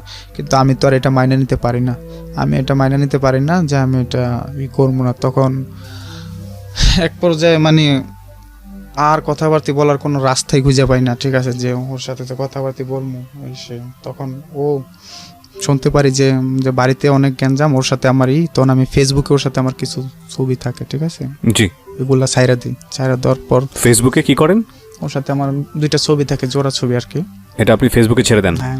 মানে রাগ করে ছাইরা দিই বলতে কি, ম্যানুয়াল ফ্রেন্ডে ওর এলাকার কিছু লোক আছিল, তো আপনার ফেসবুকে? হ্যাঁ। আচ্ছা। তো ছাইরা দিই, তখন ওর ভাই দেখতে পায়, সবাই দেখতে পায়, মানে ওরে বলে। তখন ও আমারে ফোন দেয়া অনেক কি করে যে তুমি আমার এইটা করলা কি লেগে, আমি কি তুমি আমার সাথে এরকম করলা কি লেগা। তো ছাইরা দেওয়ার পর এর বাদে ওর সাথে আর কথাবার্তা হয় না। তখন একদিন ও দেশ থেকে ঢাকা আসছে, প্রভৃতি ও বাড়িতে ওরে ফোনে আর পাই না, কারো কাছে ফোন দিয়ে এরকম পাই না। তো আমার আবার একটা প্লাস পয়েন্ট ছিল, সেটা হলো যে মামার শ্বশুর বাড়ি, ওনাদের সবার ফ্যামিলির কাছে জিজ্ঞাসা করে জানতে পারতাম, কিন্তু কেউ বলে না যাতে আমি ওর কোনো ক্ষতি করি এরকম। তো হঠাৎ করে একদিন ওই মুন্নির, ওর চাস্তবেন মুন্নির নাম্বারে ফোন দিয়া বলি যে মুন্নির কোথায়, বলতেছে আপনি কে, মানে একটা মহিলার দিয়া বলাই, যে বলতেছে আমি ওর খালতো ভাইয়ের বউ, তো ওদের নাম্বারটা বন্ধ, এরকম তো ঢাকায় গেছে। তো জানতে পারি ঢাকায় ওর বোনের বাসায়। তখন আমি ওই আমার যে মুদি দোকানে চাকরি করি, তারপরে যে মাল্টিপারপাস কোম্পানিতে চাকরি করি, ওই 2টা মালিকের জানাই যে এরকম আমি সরাসরি মাল্টিপারপাস কোম্পানির ভাইয়ের কাছে যাই যে ভাই এরকম আমি তো একজনের ভালোবাসি, তো এরকম তো আমার সাথে গভীর সম্পর্ক কিন্তু এখন এলাও করতেছে না, হয়তো ফ্যামিলিগত চাপে, যদি আপনারা একটু যাইতেন, যাই আমার পক্ষ থেকে ফ্যামিলিগতভাবে কোনো উদ্যোগ নিতেন। তখন উনি বলতেছে যে হ্যাঁ অসুবিধা নেই, আমি তোমার পিছনে আছি, সমস্যা নেই, তুমি কবে যাবে। তো আমি বলতেছি যে আমি তাহলে কালকে গাড়ি ভাড়া করি, তো সাবার আছে ওর দুলাভাইয়ের বাসায় যাই। তখন ওই ভাই উনি আবার প্রেম করে বিয়ে করছে, উনি আবার এগুলো বোঝে, উনি সবসময় আমাদের এরকম বলতো, সাপোর্ট দিত। তো উনি বলতেছে যে অসুবিধা নেই, যত টাকা পয়সা যা কিছু লাগে, না যত বড় ঘরের মাইয়ে হোক আমি তোমার আইনে দেবো। তো উনি আমার লিড দেওয়ার পর পরের দিন সকালবেলা আমি 2টা গাড়ি ভাড়া করি, হাইস গাড়ি ভাড়া করি। তখন এই মালিকরে বুঝান লাগবে, তখন এই মালিকরে বুঝাইতে যান, ওনার বাপেরও বুঝাইতে গেছে। তখন উনি বলতেছে না এই ছেলের বিয়ের বয়স হয় নয়, এরকম ও এখন কেন বিয়ে দেবো, ওরে আমরা এত বছর ধরে পালন করি, ওর ডিসিশন আমরা নিমু। কে বলছে এটা? এটা লোক ওই যে মুদি দোকানে যে চাকরি করি। আচ্ছা। তখন উনি বলতেছে যে এরকম ওর ডিসিশন আমরা নিমু, এখনই এরকম হওয়ার কিছু না, ওর বাপ মার সাথে কথা বললে আমরা নিমু। তো বলতেছে কাকা, ওই ভাই বলতেছে যে কাকা যারা প্রেম করে তারা এরকমই, ছেলেটা তো ও তো প্রেম করছে, তো আমরা যাই আগে ফ্যামিলিগতভাবে দেখি কথা বলে, তো আমরা তো আর এখন কিছু করতেছি না, আগে কথা বলে দেখি, তারপরে কথাবার্তি বলতে যাইবো। তো এই টাইমে বলতেছে যে ভাই বলতেছে যার বাড়ি যামু তার তো একটু জানান দরকার। তো আমি আমার দুলাভাইরে নিছি, দুলাভাইরে নেওয়ার পর আমার 2টা মালিকের নিছি, আরও এলাকার বড় ভাই এখন নিছি, নেওয়ার পর যাবো। এখন ফোন দিছে ওর দুলাভাইয়ের কাছে, বলতেছে যে ভাই আমরা তো আপনার বাড়িতে আসতেছি আপনার শালির দেখতে। আচ্ছা। বলতেছে কোন বিষয়ে, বলতেছে যে জসিমের সাথে ওর সম্পর্ক, এটা তো ব্রেকআপ হয়েছে, দেখি আমরা একটু ফ্যামিলিগতভাবে কথা বলে দেখি।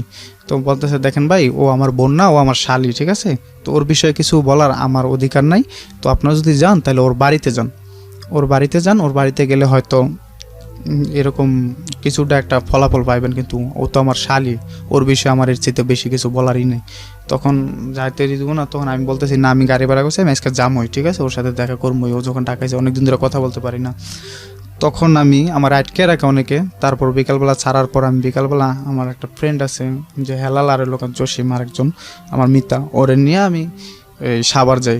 সাভার যাওয়ার পর ওই বাসায় যাওয়ার পর দেখি ও বাইরে দিয়ে তালা মারা, তো আমি জানলা করতেছি তো খুলছে, খোলার পর ও বলতেছে যে কি চান। আমি বলতে তুমি এরকম ভাবে কথা বলো কি চাই, তুমি জানো না আমি কেন আসছি। কতদিন পরে দেখা হলো? এটা প্রায় 2 মাস পর দেখা। 2 মাস পরে, ওকে। তখন তুমি জানো না যে আমি কেন আসছি, ঠিক আছে, আমি না তোমার ভালোবাসি এসে তুমি আমার সাথে এরকম করো কেন, তোমার কি ফ্যামিলিতে কোনো চাপ দিছে, তুমি কি কোনো চাপের উপরই করতেছো?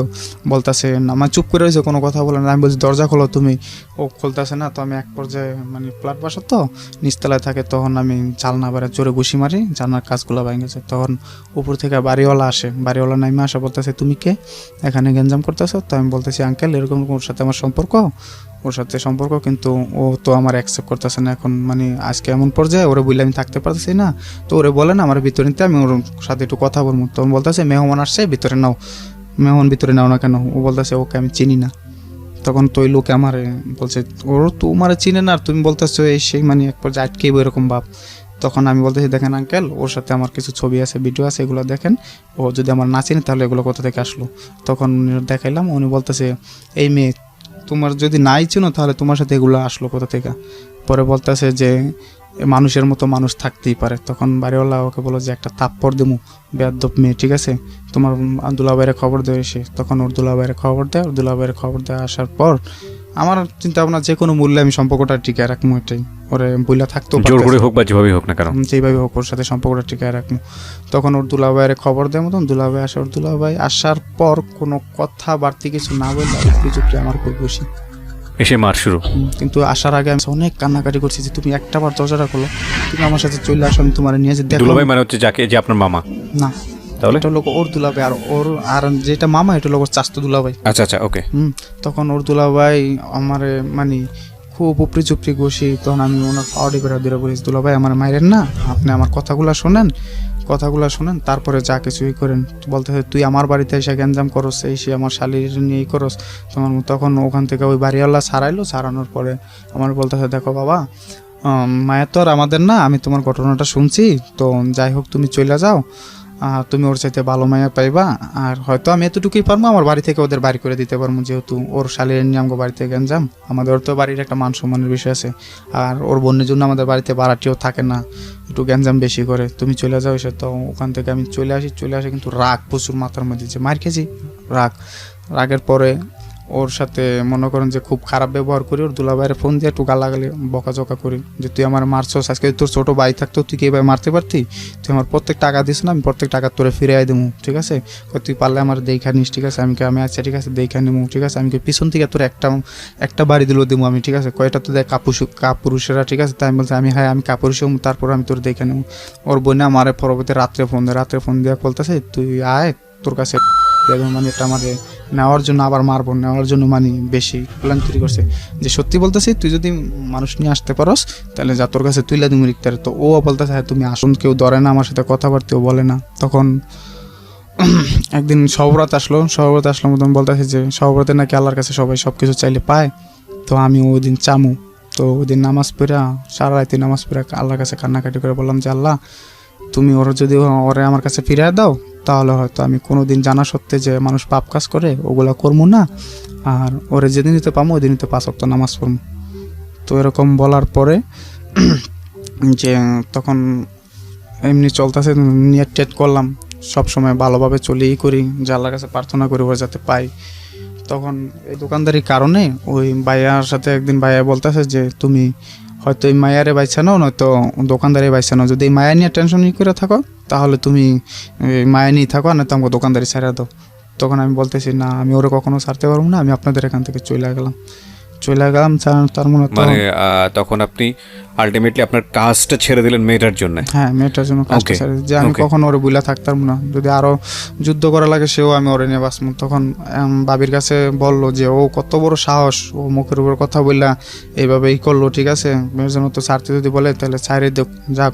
পরবর্তীতে 2টা চাকরি করি, ওইটাও করি এটাও করি, তখন এটা ছাইরা দিই। এটা ছাইরা দেওয়ার পর ওই যে মাল্টিপারপাসের যে এইটা করি ওটা আবার পায়ে একটা বিমানবন্দরের কাজে হাত দিতে গিয়ে ওনার বড় ধরনের একটা 10 নামে ব্যবসায় 10 নামার পর ওই চাকরিটাও মানে মানে আমার তো চাকরি জানা, উনি ব্যবসাটা ক্লোজ করে দেয়। আচ্ছা, ক্লোজ করে দেওয়ার পর এখন তো বেকার ঘুরতেছি, আর এমনিতে ওর জ্বালা যন্ত্রণা, আবার চাকরি নাই গা, খুব একটা মানে খারাপ লাগতেছে। তো ওই যে আমার ফ্রেন্ড অলি, ওরে ফোন দিয়া বলি যে অলি এরকম আমার, আপনি কি 2টা চাকরি ছেড়ে দেন? হ্যাঁ 2টা চাকরি, এখন আমি বেকার। তো আমার ফ্রেন্ডের বললাম যে তুমি আমার জন্য একটা চাকরি দেখো, তো আমি একটা চাকরি দেবো। তো ও আমার বলো যে তুই তো বড় দোকানে চাকরি করস, তো আমি তোরে বড় দোকানে আগে না চাকরি দেখি মিলাই দিতে পারি। তখন উত্তরা দক্ষিণখান বাজারে আর কি ও আমার একটা চাকরি দেয় বড় মুদি দোকানে, ভদ্রলোক, রিটায়ার্ড একজন সেনাবাহিনী। আচ্ছা, তো উনি যাওয়ার পর পয়লা দিন যখন দোকানদারি করলাম, উনি আমার দোকানদারি দেখে খুব খুশি। তো বলতেছে যে আমি তো এতদিন পোলাপাইন পাই নাই, তোমার তো কাজটা আমার ভালো লাগলো, তো তুমি আমার এখানে থাকো সুন্দর মতো। আমার কাজ দেখা উনি আবার পাশে একটা দোকান কিনে প্রায় 70 লাখ টাকা দিয়ে দোকান কিনা উনি মানে ওই যে ফ্যামিলি ফেয়ার যে মার্কেটগুলো আছে না, ওরকমভাবে পণ্যগুলো সাজাইবো আর কি এরকম। তো আমি পুরো দোকানটা সাজায় দেওয়ার পর উনি আমার 1000 টাকা বকশিস দেয়। ওনার যা ব্যবসা সব কিছু বুঝাই দিয়ে উনি ভালোই চলতেছে। উনি একদিন আমার বলতেছে, দেখো আমি তো আগে পরে পোলাবেন রাখছি, ওরা তো চলে গেছে গা, টাকা পয়সা মাইরা চলে যায়, তো তুমি যদি থাকো, আমার মার অনেক সম্পদ আছে, আছে, যদি আমার মার মনটা জয় করে থাকতে পারো, তাহলে হয়তো তুমি থাকতে পারবা, ভালো তোমার লাইফে লাগবে। জি। তখন আমি বলতেছি যে আচ্ছা ঠিক আছে আঙ্কেল, আপনি দোয়া করেন আমি যেন সব কিছু করে থাকতে পারি। বলতেছে যে তোমার কাজগুলো অনেক পছন্দ হয়েছে, তুমি আমার এখানে থাইকো, যাও না। তো একদিন বাসা থেকে বিকালবেলা নামতেছি লিফটে, কারেন্ট চলে গেছে, লিফটে আমি আটকে আছি। তো হঠাৎ দেখি আমার মোবাইলে একটা মেসেজ যে ভাইয়া বিজি না থাকলে প্লিজ কল মি, ওই জ্যাসমিনের মোবাইল থেকে একটা মেসেজ। তখন আমি মোবাইলে টাকা ছিল না, আমি ব্যাকও করতে পারিনি। তখন আবার একটা মেসেজ আসে, গুড নিউজ আছে। তো আয়সা ফোন দিলাম, ফোন দিয়ে বললাম যে জ্যাসমিন কী হয়েছে।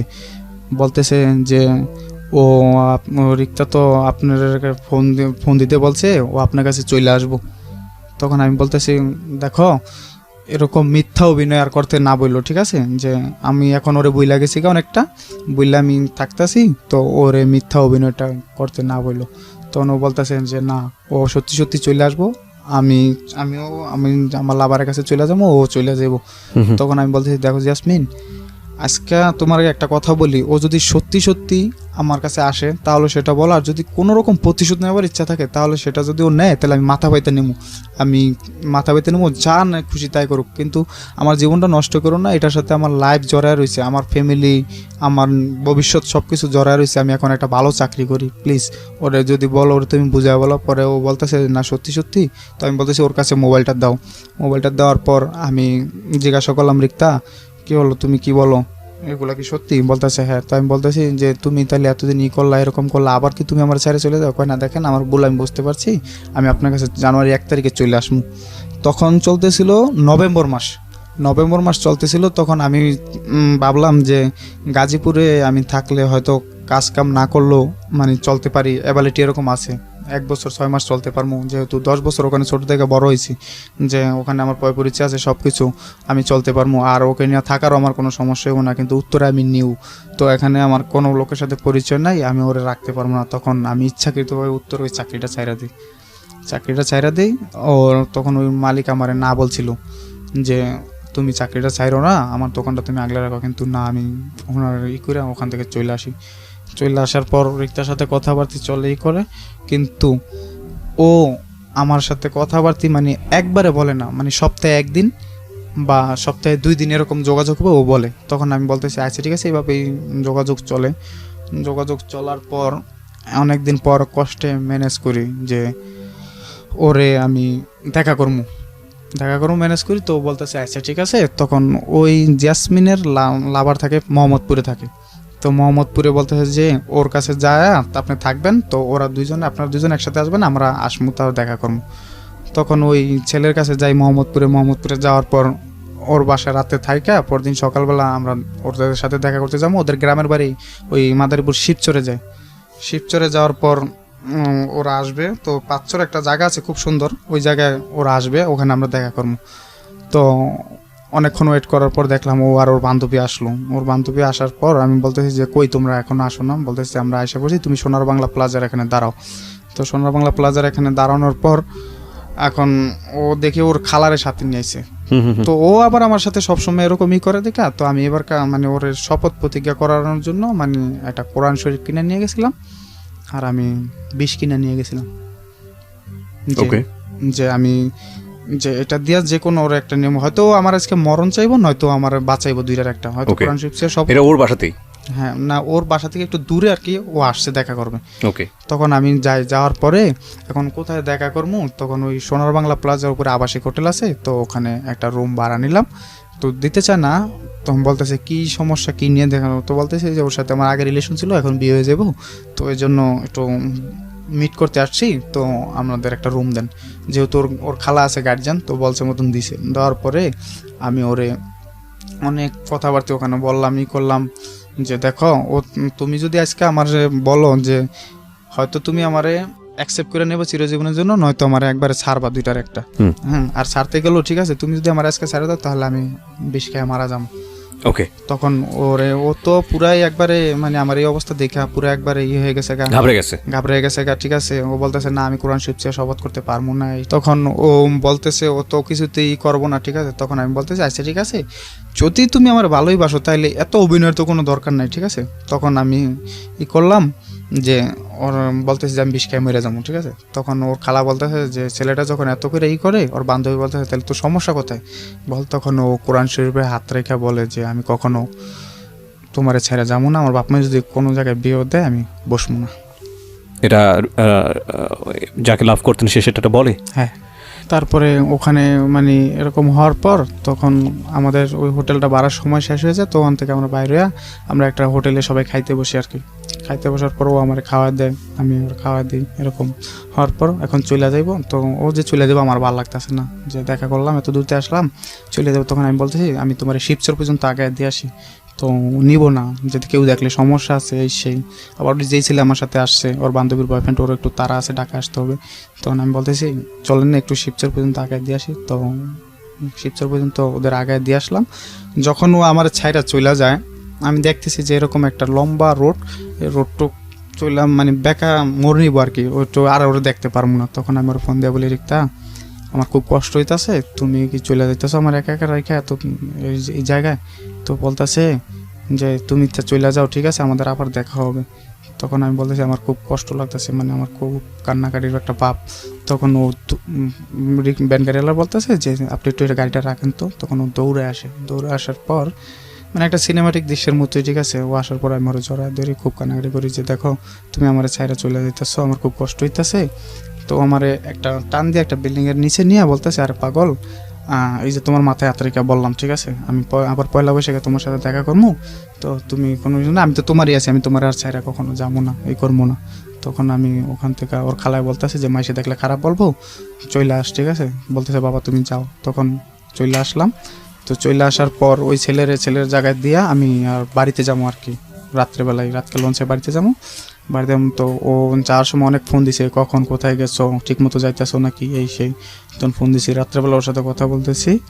বলার পরে দেখেন আমার তো ঘুম আসতেছে না। আমি আপনার সাথে অনেক কিছু কথা দিয়ে ফেলাইছি আজকে, আর খালা বলছে যে আপনার কথা, যে ছেলেটা তোকে অনেক ভালোবাসে, যদি আমার একটা মেয়ে থাকতো তাহলে ওর কাছে আমি আমার মেয়ের বিয়ে দিতাম, ঠিক আছে, আসলে ছেলেটা তোর খুব ভালোবাসে।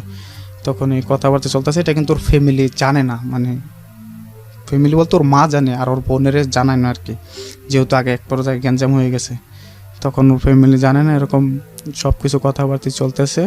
এটা 2014 সালে এটা চলে। তারপরের বছরগুলা মানে এরকমভাবে যাইতেছে খুব ভালো, মানে রিয়েল সম্পর্ক যেরকম যায় এরকম সম্পর্ক, কিন্তু কিছু কিছু দিক দিয়েও খুব নেতিবাচক করে, যেহেতু এই আগের মতো কিছু কিছু মাঝে মধ্যে দেখা যায় বা করে নেতিবাচক, যে ফ্যামিলির হয়তো কোনো বকাঝকা শুনলেই করে। তখন খুব সুন্দরভাবে তখন আমি বলতেছি তুমি তো আসবা কবে, সেই জানুয়ারি 1 তারিখে বললা, এখন আর আসো না, ঠিক আছে। বলছে আমি পয়লা বৈশাখে আসবো। কয় তুমি কাজ করো, আমি পয়লা বৈশাখে তোমার কাছে একবার আসবো। মানে এইভাবে 2 মাস 3 মাস ও ঘুরাইতেছে। তো আমিও বেশি আগ্রহ দেখাই না, আমার চিন্তা যে ও কোরআন শরীফের হাত থেকে শপথ করছে, ও কখনো আমার ছাইরা যাইবো না, আবার ও খালারের সামনে রেখেই করছে। তখন এরকম চিন্তা নেই, আমি ও দেরি করে আসুক, এতে যদি আমি কাজ ঠিক মতো করি তো আমারও কিছু টাকা পয়সা জমলো, করলো। তখন এরকম কথাবার্তা চলতেছে। এর ফাঁকে 14 সালটা ভালোই গেল, 15 সালটা ভালোই গেল, খুব সুন্দরভাবে যাইতেছে। 15 সালে যায় ওর সাথে আমার আবার দেখা করার ডেট হয় কোরবানি ঈদে পরে ওর সাথে আমি দেখা করবো। তো এর ফাঁকে আবার ওই যে বাড়িতে গেলাম যেদিন দেখা করে আসলাম না, দেখা করে আসার পর দিন আবার ওর সাথে আমি আবার দেখা করতে চাই। ও আমার দেখা করতে মানে চায় না। আমি বলতেছি দেখো তোমার সাথে দেখা করতে গেলাম একান্তভাবে কিছুই হইলো না, তো আমি আবার আসি। ও বলতেছে না, ওই যে যেদিন দেখা করে আসলাম তারপরের দিন বাড়িতে গেলাম না, বাড়িতে একদিন থেকে চলে আসি যে আবার ওর সাথে দেখা করবো। যে মানে সামহাও আপনার খারাপ লাগছিল ওর জন্য, বেশি খারাপ লাগছিল যে আবার দেখা করবো। তখন ও বলতেছে যে না এটা কিভাবে সম্ভব, বাড়ি থেকে এত ঘন ঘন বাইরে হওয়া যাবো না। তখন আমি বলছি আসো না প্লিজ একটা দিন তুমি দেখা করো। তখন ও রাজি হইতেছে না। আমার কথা হলো যেমনি হোক আমি ম্যানেজ করতে পারবো ওরে।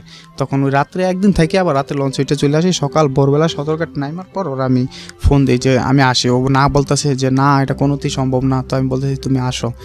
তো পরবর্তীতে আমি বললাম যে আমি কিন্তু চলে আসছি তোমার এলাকায়, তুমি করো। পরবর্তীতে আমি মাওঘাট হইয়া এখানে কিছু রেস্ট নিয়ে খাওয়া দাওয়া করে তো আমি এইবার চলে আসি কাউরাকান্দি ঘাটে যাই। যাওয়ার পর ওরা বলি যে আমি কিন্তু চলে আসছি। ও তারপরও না বলে যে না আমি পারবো না। তখন আমি বলতেছি দেখো আমি এই জায়গায় আসছি, তুমি যদি না আসো তাহলে সারাদিন বসে থাকবো, আর নয়তো আমি তোমার বাড়িতে যাবো।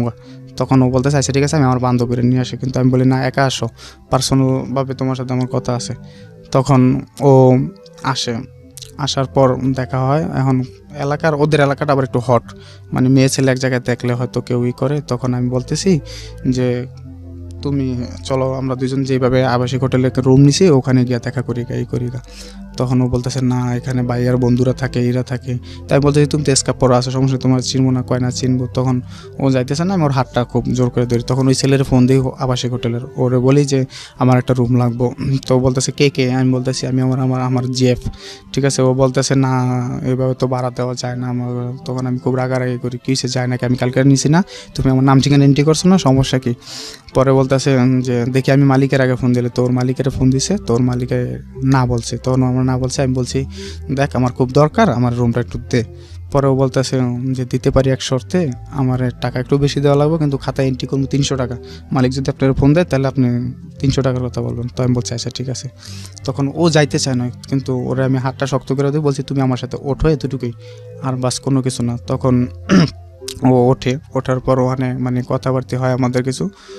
কথাবার্তা হওয়ার পর মানে এক পর্যায়ে ফিজিক্যাল রিলেশনটা হওয়ার পরে ও ওই দিন ও চায় না, কিন্তু আমি ওর কাছ থেকে গেছি। তো এক পর্যায়ে বলছে আচ্ছা ঠিক আছে তাহলে আমার চোখ বাইন্ধা তুমি যা কিছু তা করো। তো মানে আপনি জোর জবরদস্তি করতেন?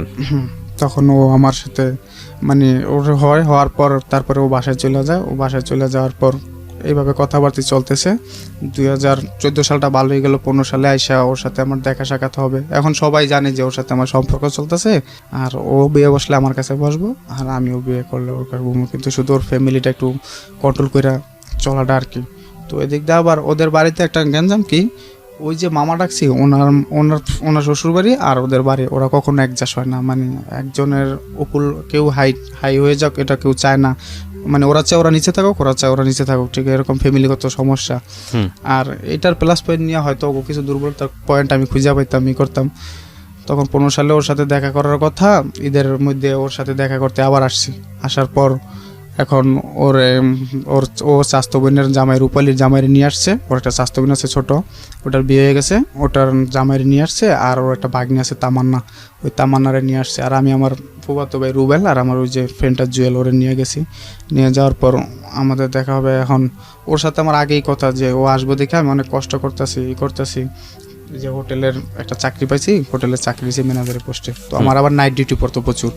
নাইট ডিউটি করতে আমার শরীর অবস্থা খারাপ। তো দেখা করতে গেছি মতন, তো আমি আবার একটু খুব শুকিয়ে গেছিলাম। তো আমার দেখা বলতেছে যে মানে কীরকম জানি আমার দেখে আরও ভালো লাগতেছে না বা এরকম এই সেই। তখন ও তামান্নারে বলতেছে তামান্না তুই ওরে বল যে আমাদের সম্পর্কটা এখানে ক্লোজ করে দিতে। তখন আমি তামান্না আমার বলছে মানে এমনি সরাসরি বলে না, কিন্তু আমি আকার ইঙ্গিতে বুঝতে পারতেছি। তো আমি বলছি সমস্যা কি, কিছুই বলে না। তামান্না ওরে বলে যে এরকম যে তোর যদি ভালো না লাগে তুই সরাসরি বলে দে। তখন আমি বলতেছি কেন, বলতেছে যে আপনি এরকম শুকায় গেছেন হয়ে গেছেন। তো আমি বলতেছি ওর জন্য আমি চাকরি করতেছি, এত কষ্ট করতেছি, নাইট ডিউটি করতেছি, কোনোদিন একদিন ছুটি কাটাই না। ও জানে ওর সাথে তো আমার প্রতিদিন কথাবার্তা হয়। তখন ও বলতেছে যে যে দেখেন ও এমনি মানে কিছু বলতে চায় না, ওর দিয়া বলাইতে চায়। তখন আমি বলতেছি তো আমার আবার আগের ছবি ছিল সবসময়, তো আমি বলছি এটাকে আর এটাকে, ঠিক আছে, তো আমি এরকম ছিলাম, তুমি তো আমার দিকে করছো, এখন এরকম হয়ে গেছি, তো আমি তো তুমি যদি চাও তাহলে আমি আবার নিজের ঠিক করবো, ঠিক আছে, ওরকমভাবে ই করবো। তখন ও খুব করে আনিজে ফিল করার পরে আমি ওর চাস্তো বোনের জামাই, যেটা আমার সমবয়সী, ওরে বললাম যে ভাই আজকে এত কিছুর পরেও ওর জন্য আমি এত কষ্ট করে চাকরি বাকরি ছাড়লাম, ই করলাম, তো এখানে এত কষ্ট করে ওর জন্য টাকা পয়সা জোগাইতেছে, ও যদি আজকে আমার এরকম বলে তাহলে কিন্তু আমার মৃত্যু ছাড়া কোনো পথ নেই, যেহেতু আগে পরে আমাদের এরকম হয়ে গেছে। তখন ও ওরে বুঝাইলো, বোঝানোর পরে আমি রাগ করে মানে ওখানতে আয়সা পড়ার পর যে একটু রোডের কাছে দাঁড়াই যে আমার আর এই জীবন রাখা লাভ নেই, ঠিক আছে, ও যেহেতু বারবার আমার সাথে নিয়ে এরকম ই করবে, তখন কিন্তু এটা খুব খারাপ দিকেই যায়। তখন ও ছেলেটা আমার বলতেছে যে আমি ওর দুলাভাই, আমি হানিফ বলতেছি যে ও কোনোদিন কোনো জায়গায় বিয়ে বসবে না, ও আপনাদের সম্পর্ক সব কিছুতে আমি শুনলাম যে ও যদি কোনোদিন বিয়ে বইতেও যায় তখন আমি আপনার হাতে ওরা উঠাই দিই, এটা প্রমিস করে গেলাম আমি আপনার কাছে। তখন ওরও বুঝায়, ও বোঝানোর পরে ও আমার বলে আচ্ছা ঠিক আছে যা হোক হয়ে গেছে গা, আপনি মনে কিছু নিয়েন না, এগুলো নিয়েন না, ঠিক মতো ই করেন, আপনি আপনার চেঞ্জ করেন। আর আমিও ওও শুকিয়ে গেছিলো অনেকটা, মানে টেনশনে পড়া ই হয়ে গেছিলো। তখন ই করার পর তখন এখন আমাকে বাড়িতে আমি মানে এই বিষয়টা শেয়ার করলাম যে দেখেন আমি তো ওরে এরকম ভালোবাসি, তো এরকম এটা ফ্যামিলিগত সবাই জানে যে ওরা আমি বিয়ে করতে চাই। তখন বাড়িতে কেউ রাজি না, আমগো বাড়িতে কেউ রাজি হইতে চায় না, তো আমগো বাড়িতে কেউ রাজি হইতে চায় না। আমি মারে বললাম যে মা ছোটোবেলা থেকে তো অনেক দূরেই ছিলাম, ঠিক আছে, তো টাকা পয়সা যা কিছু ইনকাম করি তোমাকে ওই দেবো, কিন্তু বিনিময় ঠিক আছে ওরা আমি বিয়ে করবো, আর কিচ্ছুই চাই না তোমার কাছে, ঠিক আছে। তো বলতে তোর বাপে তো রাজি হইব না। তখন আমি বলতেছি যে আব্বারে রাজি করার দায়িত্ব আপনার, ঠিক আছে। তখন মায়ে আব্বারে রাজি করানোর দায়িত্ব নিল, এবং আব্বা এমনি সরাসরি রাজি হয় না, কিন্তু আমি থাকি আবার আমার আফার শ্বশুর বাড়ির গাজীপুর ওরা থাকে, একসাথে জয়েন্ট ফ্যামিলি এভাবে থাকি। তখন ওনার ফোন দেওয়া বলে যে ভাবি যদি কখনো আমার ছেলে এরকম ভুল করে কাউরে নিয়ে আসে বা বিয়ে শাদী করে ফেলায়, তখন আমরা না থাকি, আপনারা বরণ করে নিয়ে মানে ওখানে বইলা দিছে আর কি। তখন মা ওর নাম্বারটা নিল, নাম্বারটা নিয়ে ফোন দেওয়া ওরে বলো যে দেখো তুমি তো এরকম আসবা, আর আমরা যতটুকু জানি তোমরা দুজন একা একা, হয়তো তুমি তোমার ফ্যামিলি তো দিব না, তুমি তো এইভাবে আসবা। তখন যদি কোনো সময় তোমার ফ্যামিলি কোনো রকম বেজাল করে তবে বিয়ে হয়ে যায়, আমার ইনভাইট করছিল, কিন্তু ওই যে পারিবারিক সমস্যার কারণে যায়নি, তাহলে সন্দেহের তীরে দেখবে ই করবে। তখন যায়নি মতন ওর যেদিন বিয়ে হয়ে যায় মেয়েটার উঠায় নিয়ে যায়, ওই দিন রাত্রে দেখতে এত পাগল হয়ে যায়, মানে কিছুক্ষণ পর আমার ফোন দেয়, শুধু আমার মানে আমরা কেমনি কী করবো, এই করবো সেই করবো, বিয়ে শাদী করবো, এগুলো নিয়ে খুব জিজ্ঞাসা করে। তখন আমি বুঝতে পারি যে ওর কাছ থেকে ওর বান্ধবী যাওয়াতে ও মনে করে এরকম কিছু ফিল করতেছে, তো আমার জিজ্ঞাসা করতেছে। তো এবার কেউ মাঝে মধ্যে ডাকা আসতো, ওর খালাগো বাসায় বেড়াইতে আসতো, কিন্তু ভাই ওর সাথে আমার এত কথা হইতো যা আমার মনে হয় না যে আমাদের মতো কেউ কথাবার্তা বলছে। আমি 5 ঘন্টা অন্তর ওর সাথে কথা না বললে আমার শরীরে জ্বালা পড়া শুরু হয়ে যেত।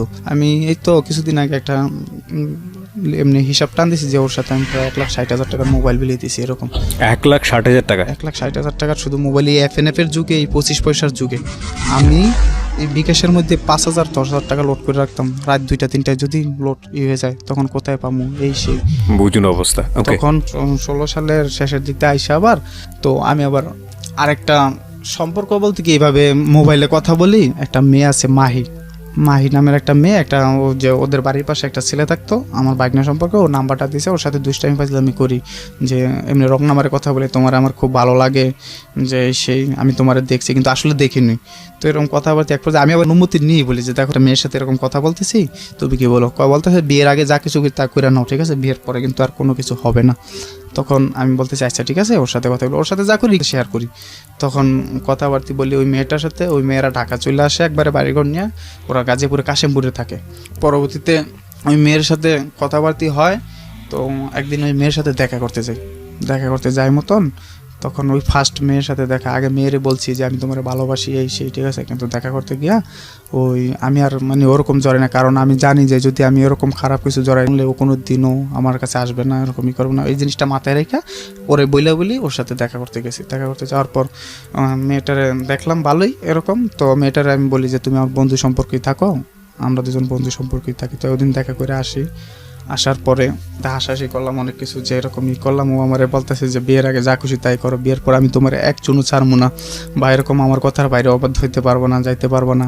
তখন আমরা আবার মেসে থাকতাম, ওই হোটেলের ম্যানেজারই করি, রাত্রে ওখানে ঘুমাইতাম। তখন ও ওই যে আমার মেসের যে পোলাপানগুলো আছে ওগুলা মানে দেখি আমাদের মেসে একটা মেয়ে আসছে ওরে সবাই টিটকারি করে করে আমি এটা বডি ফিগার ভালো, আসলে কেউ ওর প্রেমের অফার দিতে পারে না বা দেখলে সব করে। তো আমাদের বাড়িওয়ালা ভাইয়া মানে এমন একটা মানে জিনিস যে ওনারা এখনও রাজ শাসন করে, মানে এলাকায় এতটাই প্রভাবশালী। ওনারা যদি বলে যে এখন দিন এখন রাত তখন ভয়ে মানে কেউ কিছু বলে না। আর আমাদের ওই বাড়িটার মধ্যে প্রায় 300 রুম আছে, 300 রুমের মধ্যে আমরা ওখানে থাকি আর কি। তখন ওই মেয়েটা ওই যে আমার একটা রুমমেট ছিল মানিক আর জুয়েল, ওরা বলতেছে যে ওরা যদি প্রেমের ফাঁদে ফালাইতে রাস তো রাজবাড়ি মাঠে নিয়ে তোরে ফুচকা খাওয়ামো। তো আমি বলতেছি যে এটা আমার কাছে কোনো ব্যাপার না, ঠিক আছে। এটা আপনার লাইফে গার্লফ্রেন্ড থাকা অবস্থায়? হ্যাঁ, ওকে। এটা ওদের সাথে করে গার্লফ্রেন্ড থাকা অবস্থায় তারপরে এটাও আমি সাথে শেয়ার করি। মেয়েটার নাম ছিল পিঙ্কি। তো আমি বলি এই পিঙ্কি নামের এই মেয়েটা এরকম বাড়ি দিয়েছি, তো ওর সাথে আমি এরকম প্রেম করি, কথা বলি, ঠিক আছে। তো বলতেছে অসুবিধা নাই। আমি বলছি রিয়েল কিন্তু তুমি আমার, ঠিক আছে, এগুলো কিন্তু দুষ্টামি করি। পরবর্তীতে ও বলে যে আচ্ছা ঠিক আছে। তখন ওই মেয়েটার প্রায় 6 মাস টার্গেটে রাখি, কোনো মতেই কাবু করতে পারি না। তখন একদিন হঠাৎ আমাকে পাশের দোকান দেখে মোবাইলে টাকা লোড করতে আসছে। তখন আমি দৌড়ে যাই, ওই পাশের দোকানদার আমার পরিচিত, আমি বলতেছি যে দাদা আপনি প্লিজ তাড়াতাড়ি আমার নাম্বারটা লেখেন, ঠিক আছে। দাদা লেখে আমার নাম্বার, আমি মুখস্থ করি ওই মেয়ের নাম্বার, যেহেতু মেয়ে আগে লিখে ফেলাইছে। তখন ওই মেয়ের নাম্বারটা মুখস্থ করে আসার পর ওই মেয়ের সাথে আমার মানে রং নাম্বারে কথাবার্তা হয়।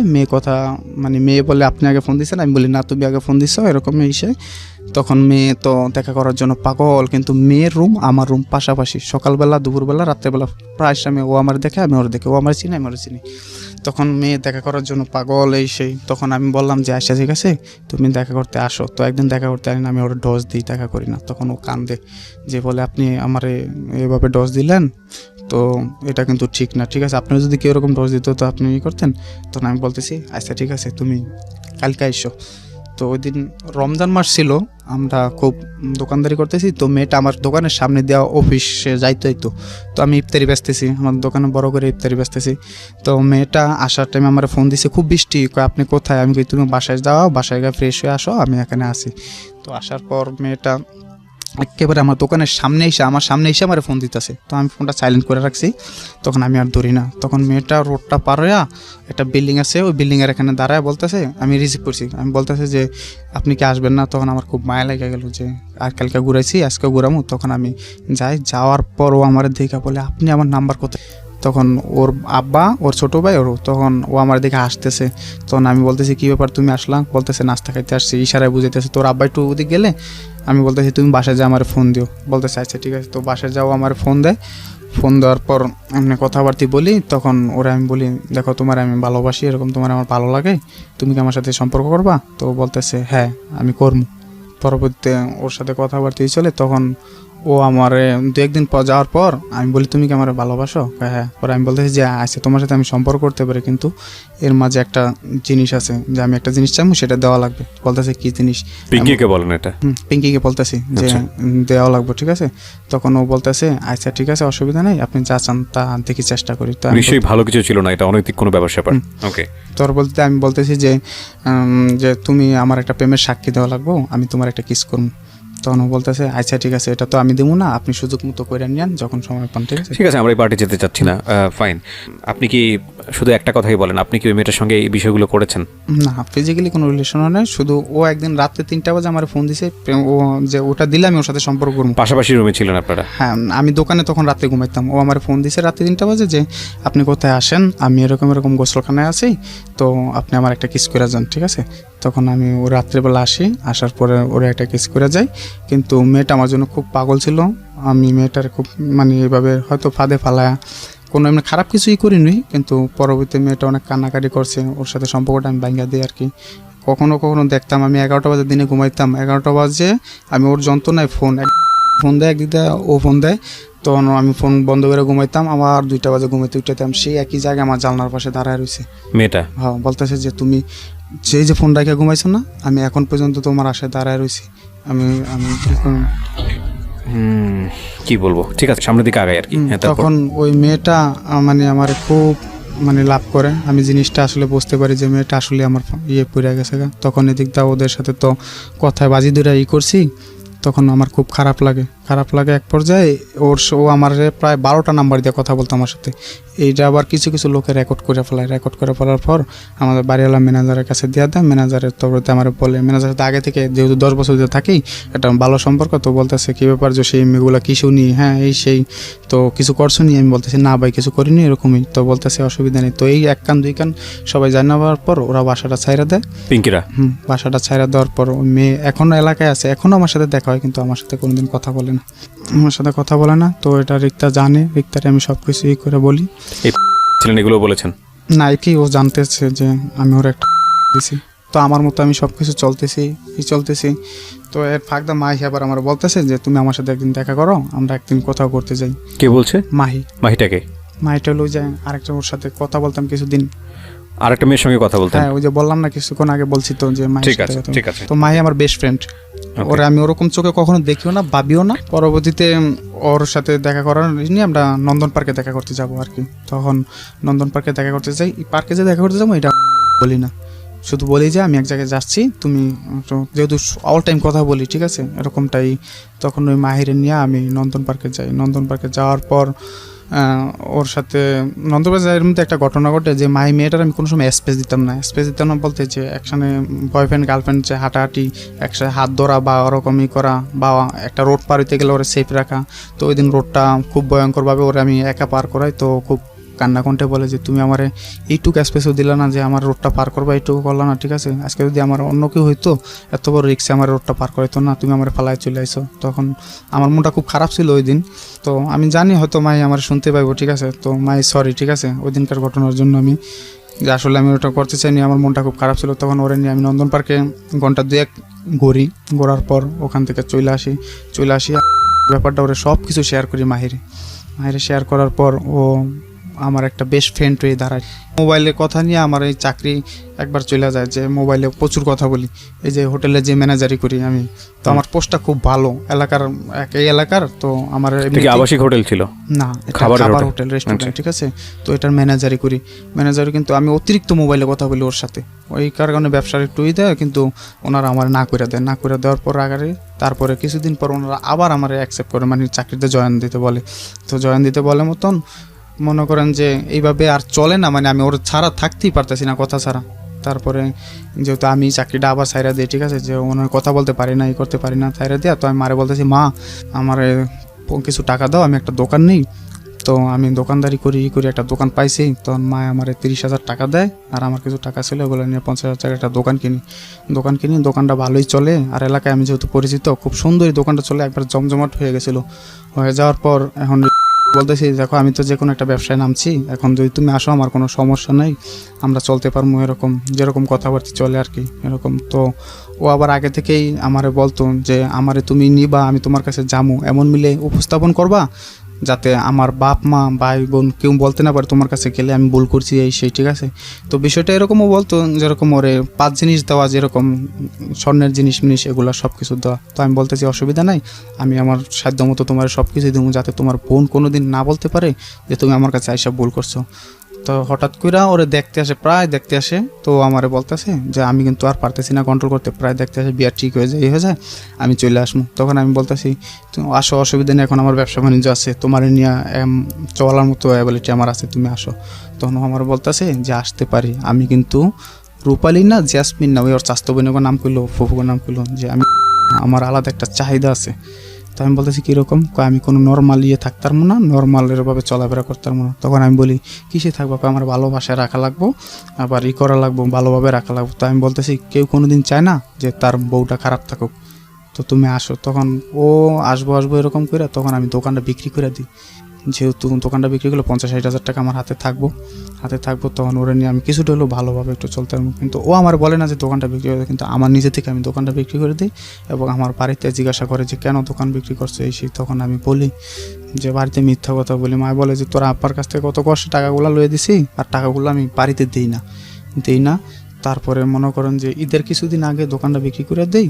তখন ওই যে হোটেলে ম্যানেজার করতে ওই মালিকে বলতেছে যে যাই হোক ঈদের বাড়িতে করতে যা, তো তুই আমার দোকানে আবার লাগা যাইস, আমার দোকানে লাগে যাওয়ার পর ডিটিমিটি ঠিক মতো করিস, তখন আমি বাড়িতে অনেকটা পয়সা জায়গা একবারে, যেহেতু টাকা পয়সাগুলো দিছে করছি, আমি বাড়িতে টাকা পয়সাগুলো দিই না। মার সাথে আমার খুব একটা সম্পর্কটা ডিল হয়ে যায় বাড়িতে।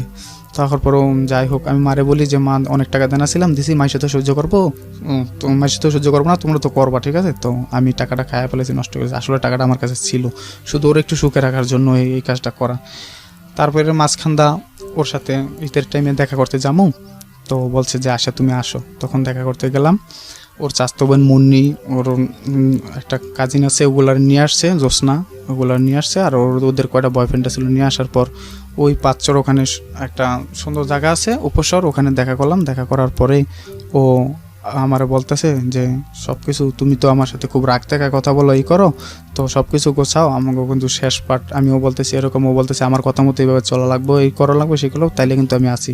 মানে এটা সামনাসামনি গেলে শাসন করে আর কি, যে যুগ। আর আমি ওর সামনে গেলে খুব ভয় পাইতাম, কোনো দিন মানে মুখ উঁচা করে এই করে বলতাম না। এমনকি ওর পাশে বসতো, আমি ওর অনুমতি নিয়ে বসতাম যে আমি কি তোমার পাশে একটু বসতে পারি, তখন ও বলতে অসুবিধা নেই তুমি বসো।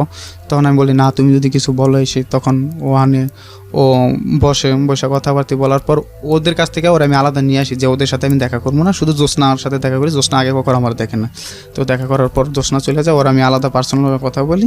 পার্সোনালভাবে অনেক কথা বলার পর ওরা চলে যায়, মানে আমরা এক পর্যায়ে একটু ভিতর সাইডে বসি। আর ওদিকে মুন্নি তো ফোন দিয়া পাগল, মুন্নি ভাবতেছে যে ও আমার সাথে চলে আসছে, ও তো কান্নাকাটি, যে যদি ও জসিমের সাথে জায়গা তাহলে তো বাড়িতে আমি কি জবাব দিমু, এরকমই দিমু। যাই হোক, ওখান থেকে চলে আসার পর এখন আমি সব কিছু ওই দোকানে কাজ করি, খুব সুন্দর মতোই করি, কিন্তু ভাইয়া আমি কাজ করি কথা ঠিক, কিন্তু আমি একটা টাকা কোনো কিছুই করে ভাঙি না, এরকমই করি না। এর মাঝে আবার আমাদের এখানে গাজীপুরে একটা সমস্যা আছে, রাত্রে বেশিক্ষণ দোকান খোলা রাখলে পুলিশে ধরে নিয়ে যায়। তো আমার 2বার ধরে নিয়ে গেছে, নিয়ে যাওয়ার পর আমরা একটা সমিতি করি, আমাদের চাঁদপুরের লোকেরা আর কি, দৈনিক 50 টাকা করে, যদি কারো বেশি সমস্যা হয় তাহলে আইনি লড়াই করবো এই টাকাটা দিয়া। তো ওখানে ওর নামে একটা সমিতি করি, এখানেও প্রায় 30,000 টাকা জমা যায়। তো আমি ক্যাশ ক্যাপিটাল ভালোই জোগাই। আর মার সাথেও প্রতিদিন কথা বলে কিভাবে যাইবো, করবো, আসবো, সব কিছু। মার সাথেও একবারে জয়েন্ট ফ্যামিলি যেরকম এরকম কথাবার্তা বলে, সব কিছু শেয়ার করে, ও আমার সব কিছু বলে।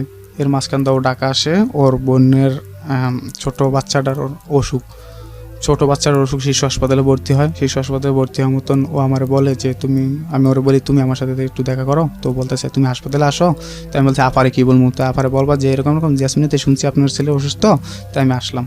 তো আসার পর ওরা আমি আস্তে আস্তে দেখা করতে ও হাসপাতাল থেকে সিট কাটটা দেয়, ও বাসায় যায়। বাসায় যাওয়ার পর ওরে বাসা থেকে আমি অনেক কৌশলে বাড়ি করার পরে এর বাদে ওরা নিয়ে আমি শিশু মেলায় ঘুরতে আসি আর কি। শিশু মেলায় ঘোরার পর বিকালবেলা ওরে করে দিই। শিশু মেলায় ঘুরতে এসে একটা জিনিস দেখতে পাই, ওর মোবাইলে মেসেঞ্জারে আমি ঢোকার পর দেখি যে একটা ছেলের আইডি থেকে ওরে লেখা, হাই জান কি করো।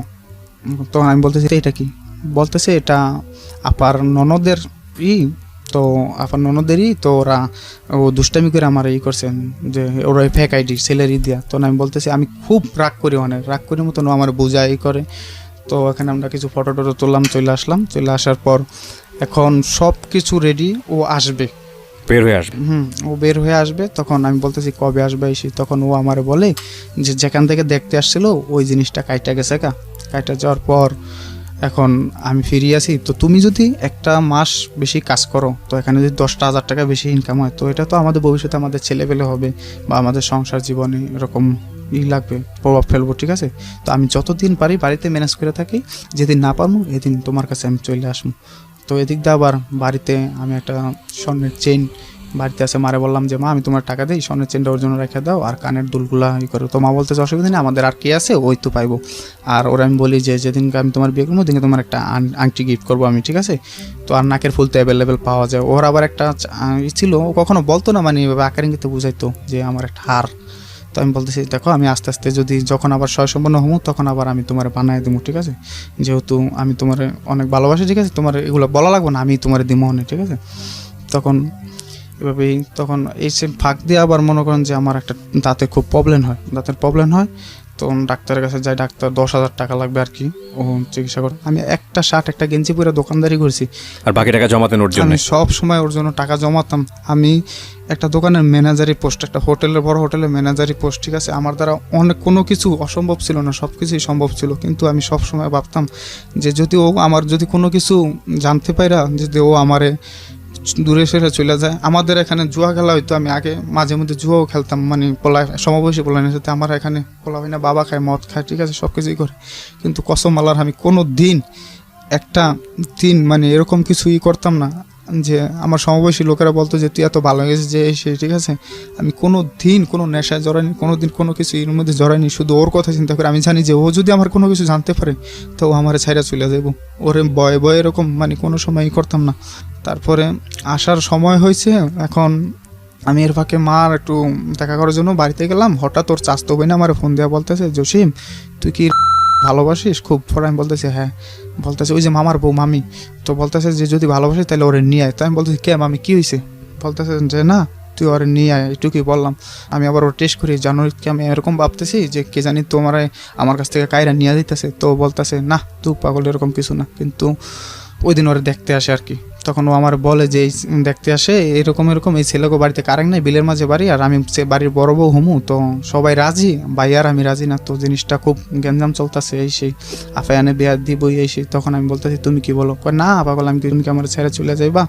কখনো আমার ছেড়ে এরকম যাইবা গা? তো বলতেছে যে পাগল, যে আমরা যেই পর্যায়ে গেছি গা কত কিছুর মধ্যে, ঠিক আছে, আমরা এই পর্যায়ে গেছি গা, তো এখানে কোনো দিন সম্ভব না। হয়তো আমি তোমার ছেড়ে যাইতাম, আমি ভালো একটা স্বামী পাবো, কিন্তু তোমার মতো কেউ আমার ভালোবাসবে না। আমি তো সুখী নাও হইতে পারি, আমি তোমার ছেড়ে যাবো না। তখন আমি খুব কান্নাকাটি করে ওঠে যে তুমি আমার এরকম কিছু সিদ্ধান্ত নিও না, তুমি যাও না, ঠিক আছে। তো বলতেছে না আমি তোমার ছেড়ে কখনো যাবো না। তখন আমি ঢাকা এসে কথাবার্তি বলি, এই তখন ওর সাথে আমার কথাবার্তিগুলো একটু চলে, যেমন একটা মোবাইলে 2টা সিম থাকলে যেরকম একটা আধা কথা বলে আরেকটা কল দিলে ঢোকে না, এরকম প্রায় দেখি সংযোগ দেওয়া সম্ভব না। তখন আমি ওরে বলি কী ব্যাপার, তোমার নাম্বার এত থাকে, বিজি থাকে, তুমি কথা বিজি না, এখন ঢোকে না। কয় মোবাইল তো ঘরে ফালায় তুই, তখন কথাবার্তি নেটের সমস্যা, এজন্য ঢোকে না। তো মাঝে মধ্যে ঘুরতে যাইতো, ঘুরতে গেলে আমি বারণ করতাম, আমার কাছ থেকে অনুমতি নিয়ে যাইতো। যখনই ঘুরতে পারি তো আমার বলতো আমি যাইতেছি, আবার আসলে বলতে এটা নিয়ে একদিন অনেক ঝগড়া হয়। ঝগড়া হওয়ার পরও আমার বলতে তুই আমার চলাফেরার মধ্যে এত বাধা দেওয়াস কি লেগে, তুই আমার বাধা দেওয়ার কে, ঠিক আছে, আমি কি তোর মনের মতো চলবো নাকি? তা আমি বলতেছি আজকের পর থেকে তুমি তোমার মন মতোই চললো, আমি কোনোদিন বাধা দেবো না। আমার বলতে তুমি কেন বাধা দাও আমার এইটুকু না? দেখো আমি পত্রিকা পড়ি, সব কিছুই পড়ি, ঠিক আছে, আমি 2-3টা দৈনিক জাতীয় পড়ি, ঠিক আছে। তো আমি দেখি যে এরকম বয়ফ্রেন্ডের সাথে একজন দেখা করতে যায়, ওখানে র্যাপ হয়, ওখানে মানে দর্শন হয়, ঠিক আছে। যদি তোমার কিছু হয়ে যায় তাহলে আমি কি নিয়ে বাঁচবো, ঠিক আছে, আর আমি তো তোমার কোনোদিনও ফালাইতে পারবো না, ওই বাঙ্গা জিনিস নিয়ে আমার সারা জীবন থাকা লাগবো। তখন ও আমার বলে সরি, আমি আর কোনোদিন তোমার কথা ছাড়া কোনো জায়গায় যাবো না, এই সে। এখন ওর সাথে আমার কীরকম দিন একটা ডাউটই, ও আমার সাথে আড়ায় সব কিছু চলেই করে, মানে কথাবার্তিগুলো এই লাগে। তারপরও আমার বিশ্বাস এখন এই যে 2018 সালের ফেব্রুয়ারি মাসের 14 ফেব্রুয়ারি ওর সাথে আমার দেখা করার কথা, যে কোথায় দেখা করবো এই সেই। ও বলতেছে যে আমি জ্যাসমিনের খালাগো বাড়িতে, জ্যাসমিনের মারে ম্যানেজ করছি, আমি জ্যাসমিনের খালাগো বাড়িতে যাবো। কথা ছিল মুন্নির মামির বাড়িতে দেখা, ভ্যালেন্টাইন ডে উপলক্ষে। হ্যাঁ ভ্যালেন্টাইন ডে হচ্ছে, মুন্নির মামি আছে, ওর মামা বিদেশ থাকে, তো ফ্ল্যাট নিয়ে থাকে, ওখানে দেখা করবো। তো আমি শিবচর বাজার, তো আমি বলতেছি যে অসুবিধা নেই। পরে ও ডেটটা ক্যান্সেল করে ভ্যালেন্টাইন ডেতে ফালায়। ভ্যালেন্টাইন ডেতে ফালানোর পরে দেখা সাক্ষাতে সব কিছু প্রস্তুতি চলে। তো আমি বলতেছি যে তোমার কি কি লাগবে তুমি এরকম বলো। ও বলতেছে আমার কিছুই লাগবে না, আমি এদিকে 2 পিস বানাইছি, তোমার পছন্দ জামাকাপড় বানাইছি, তো তুমি আমার জন্য 2টা সাদা ওড়না নিয়ে এসো, সাদা ওড়না নিয়ে এসো, আর এমনি একটা স্প্রে নিয়ে এসো। তখন আমি বলতেছি আচ্ছা ঠিক আছে। আর আমার জন্য মার্কেট করি এরকম করার পরে এখন যামু। এখনও বলতেছে 1 মাস আগে থেকে বলতেছে আমার মামাতো বোনের বিয়ে আগামী 9 তারিখে, ফেব্রুয়ারি মাসের 9 তারিখে। তো আমি বলতেছি বলতেছে যে বিয়ে শাদী তো মেহমান আসবো বাড়িতে, আফার আসবো, খালুর আসবো, তখন একটু কথাবার্তি কম হবে, মেসেঞ্জারে কথা হবে। তখন আমি বলতেছি আচ্ছা ঠিক আছে। তখন কিন্তু আমাদের কথাবার্তি হয়। তখন ও হঠাৎ ফেব্রুয়ারি 8 তারিখে আমারে বলতেছে যে 7 তারিখে বলতেছে বাড়িতে মেহমান আসছে, তো আমি বিকালে ফোন দিয়ে কথা বলবো না। তাই আমি বলতেছি আচ্ছা ঠিক আছে, সকালে কথা বলে রাখছি, রাত্রে কথা বলতেছি। 8 তারিখে সকালবেলা ও আমার উইশ করলো হ্যাপি প্রপোজ ডে। ওকে, আমি বলতেছি ওয়েলকাম, ঠিক আছে, কথা হতে বলতেছি। এক পর্যায়ে মারে ফোন দিয়ে বলতেছে যে আন্টি আমার বিয়ে। তো মানে আপনার মাকে? আমার মারে ফোন দেওয়া বলতেছে যে আন্টি আমার বিয়ে। আমি তো জানতেছি ও বলতেছে ওর মামাতো বোনের বিয়ে, 9 তারিখে বিয়ে, 12 তারিখে ওই বাড়ি থেকে আসবো, 14 তারিখে দেখা করবো। তখন মা বলতেছে কি বলো তোমার বিয়ে, জসিম জানে? পরে বলতেছে না জসিম জানেন আপনি কি চান আপনার ছেলের কোনো ক্ষতি হোক? কয় না। তো তাইলে ওরা বললেন, তো মা বলতে কেমন সম্পর্ক হলো, এতটা বছর সম্পর্ক কইরা এত কিছুই করে তুমি এখন বিয়ে হয়ে যাইতেছো, তুমি কি সত্যি বলতেছো? হ্যাঁ আমি সত্যি বলতেছি, আমি আমার বাপার মতো বিয়ে বসতেছি।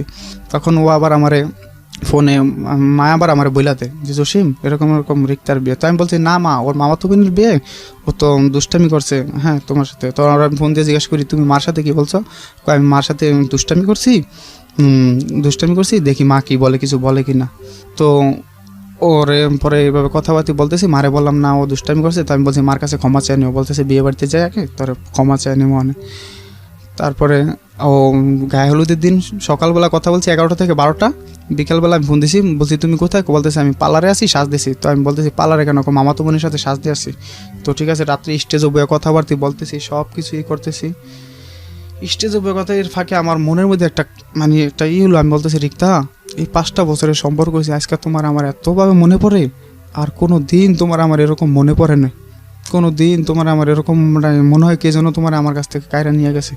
তো বলতেছে না পাগল। আমি বলতেছি আমার চেহারাটা অনেক সুন্দর হয়ে গেছে, আমি কিরকম আজকে অনেক খাওয়া খাইতে গেছি, মনে হয় আমি বাঁচবো না, আমি মারা যাবো। ঠিক আছে, ও জানে যে ওরে কোনো দিন না পাইলে আমি কোনো দিন এরকম ওর সাথে আমার বলা যে আমি এই পৃথিবীতে থাকবো না। তখন ও বলতেছে আরে পাগল এটা এমনিতেই ঠিক আছে, তুমি এরকম চিন্তা ভাবনা কিছু করো না। হঠাৎ দেখি কিছুক্ষণ পর আমার মোবাইলে একটা পিকচারটা যে একটা ছায়া একটা মানুষের কপালে কিস করতেছে, আর বলতেছে চিন্তা করিস না, তোর পাশে ছায়া হয়ে সব সময় আসি। আর ও আমার বলতেছে তোমার কয়টা ছবি দাও।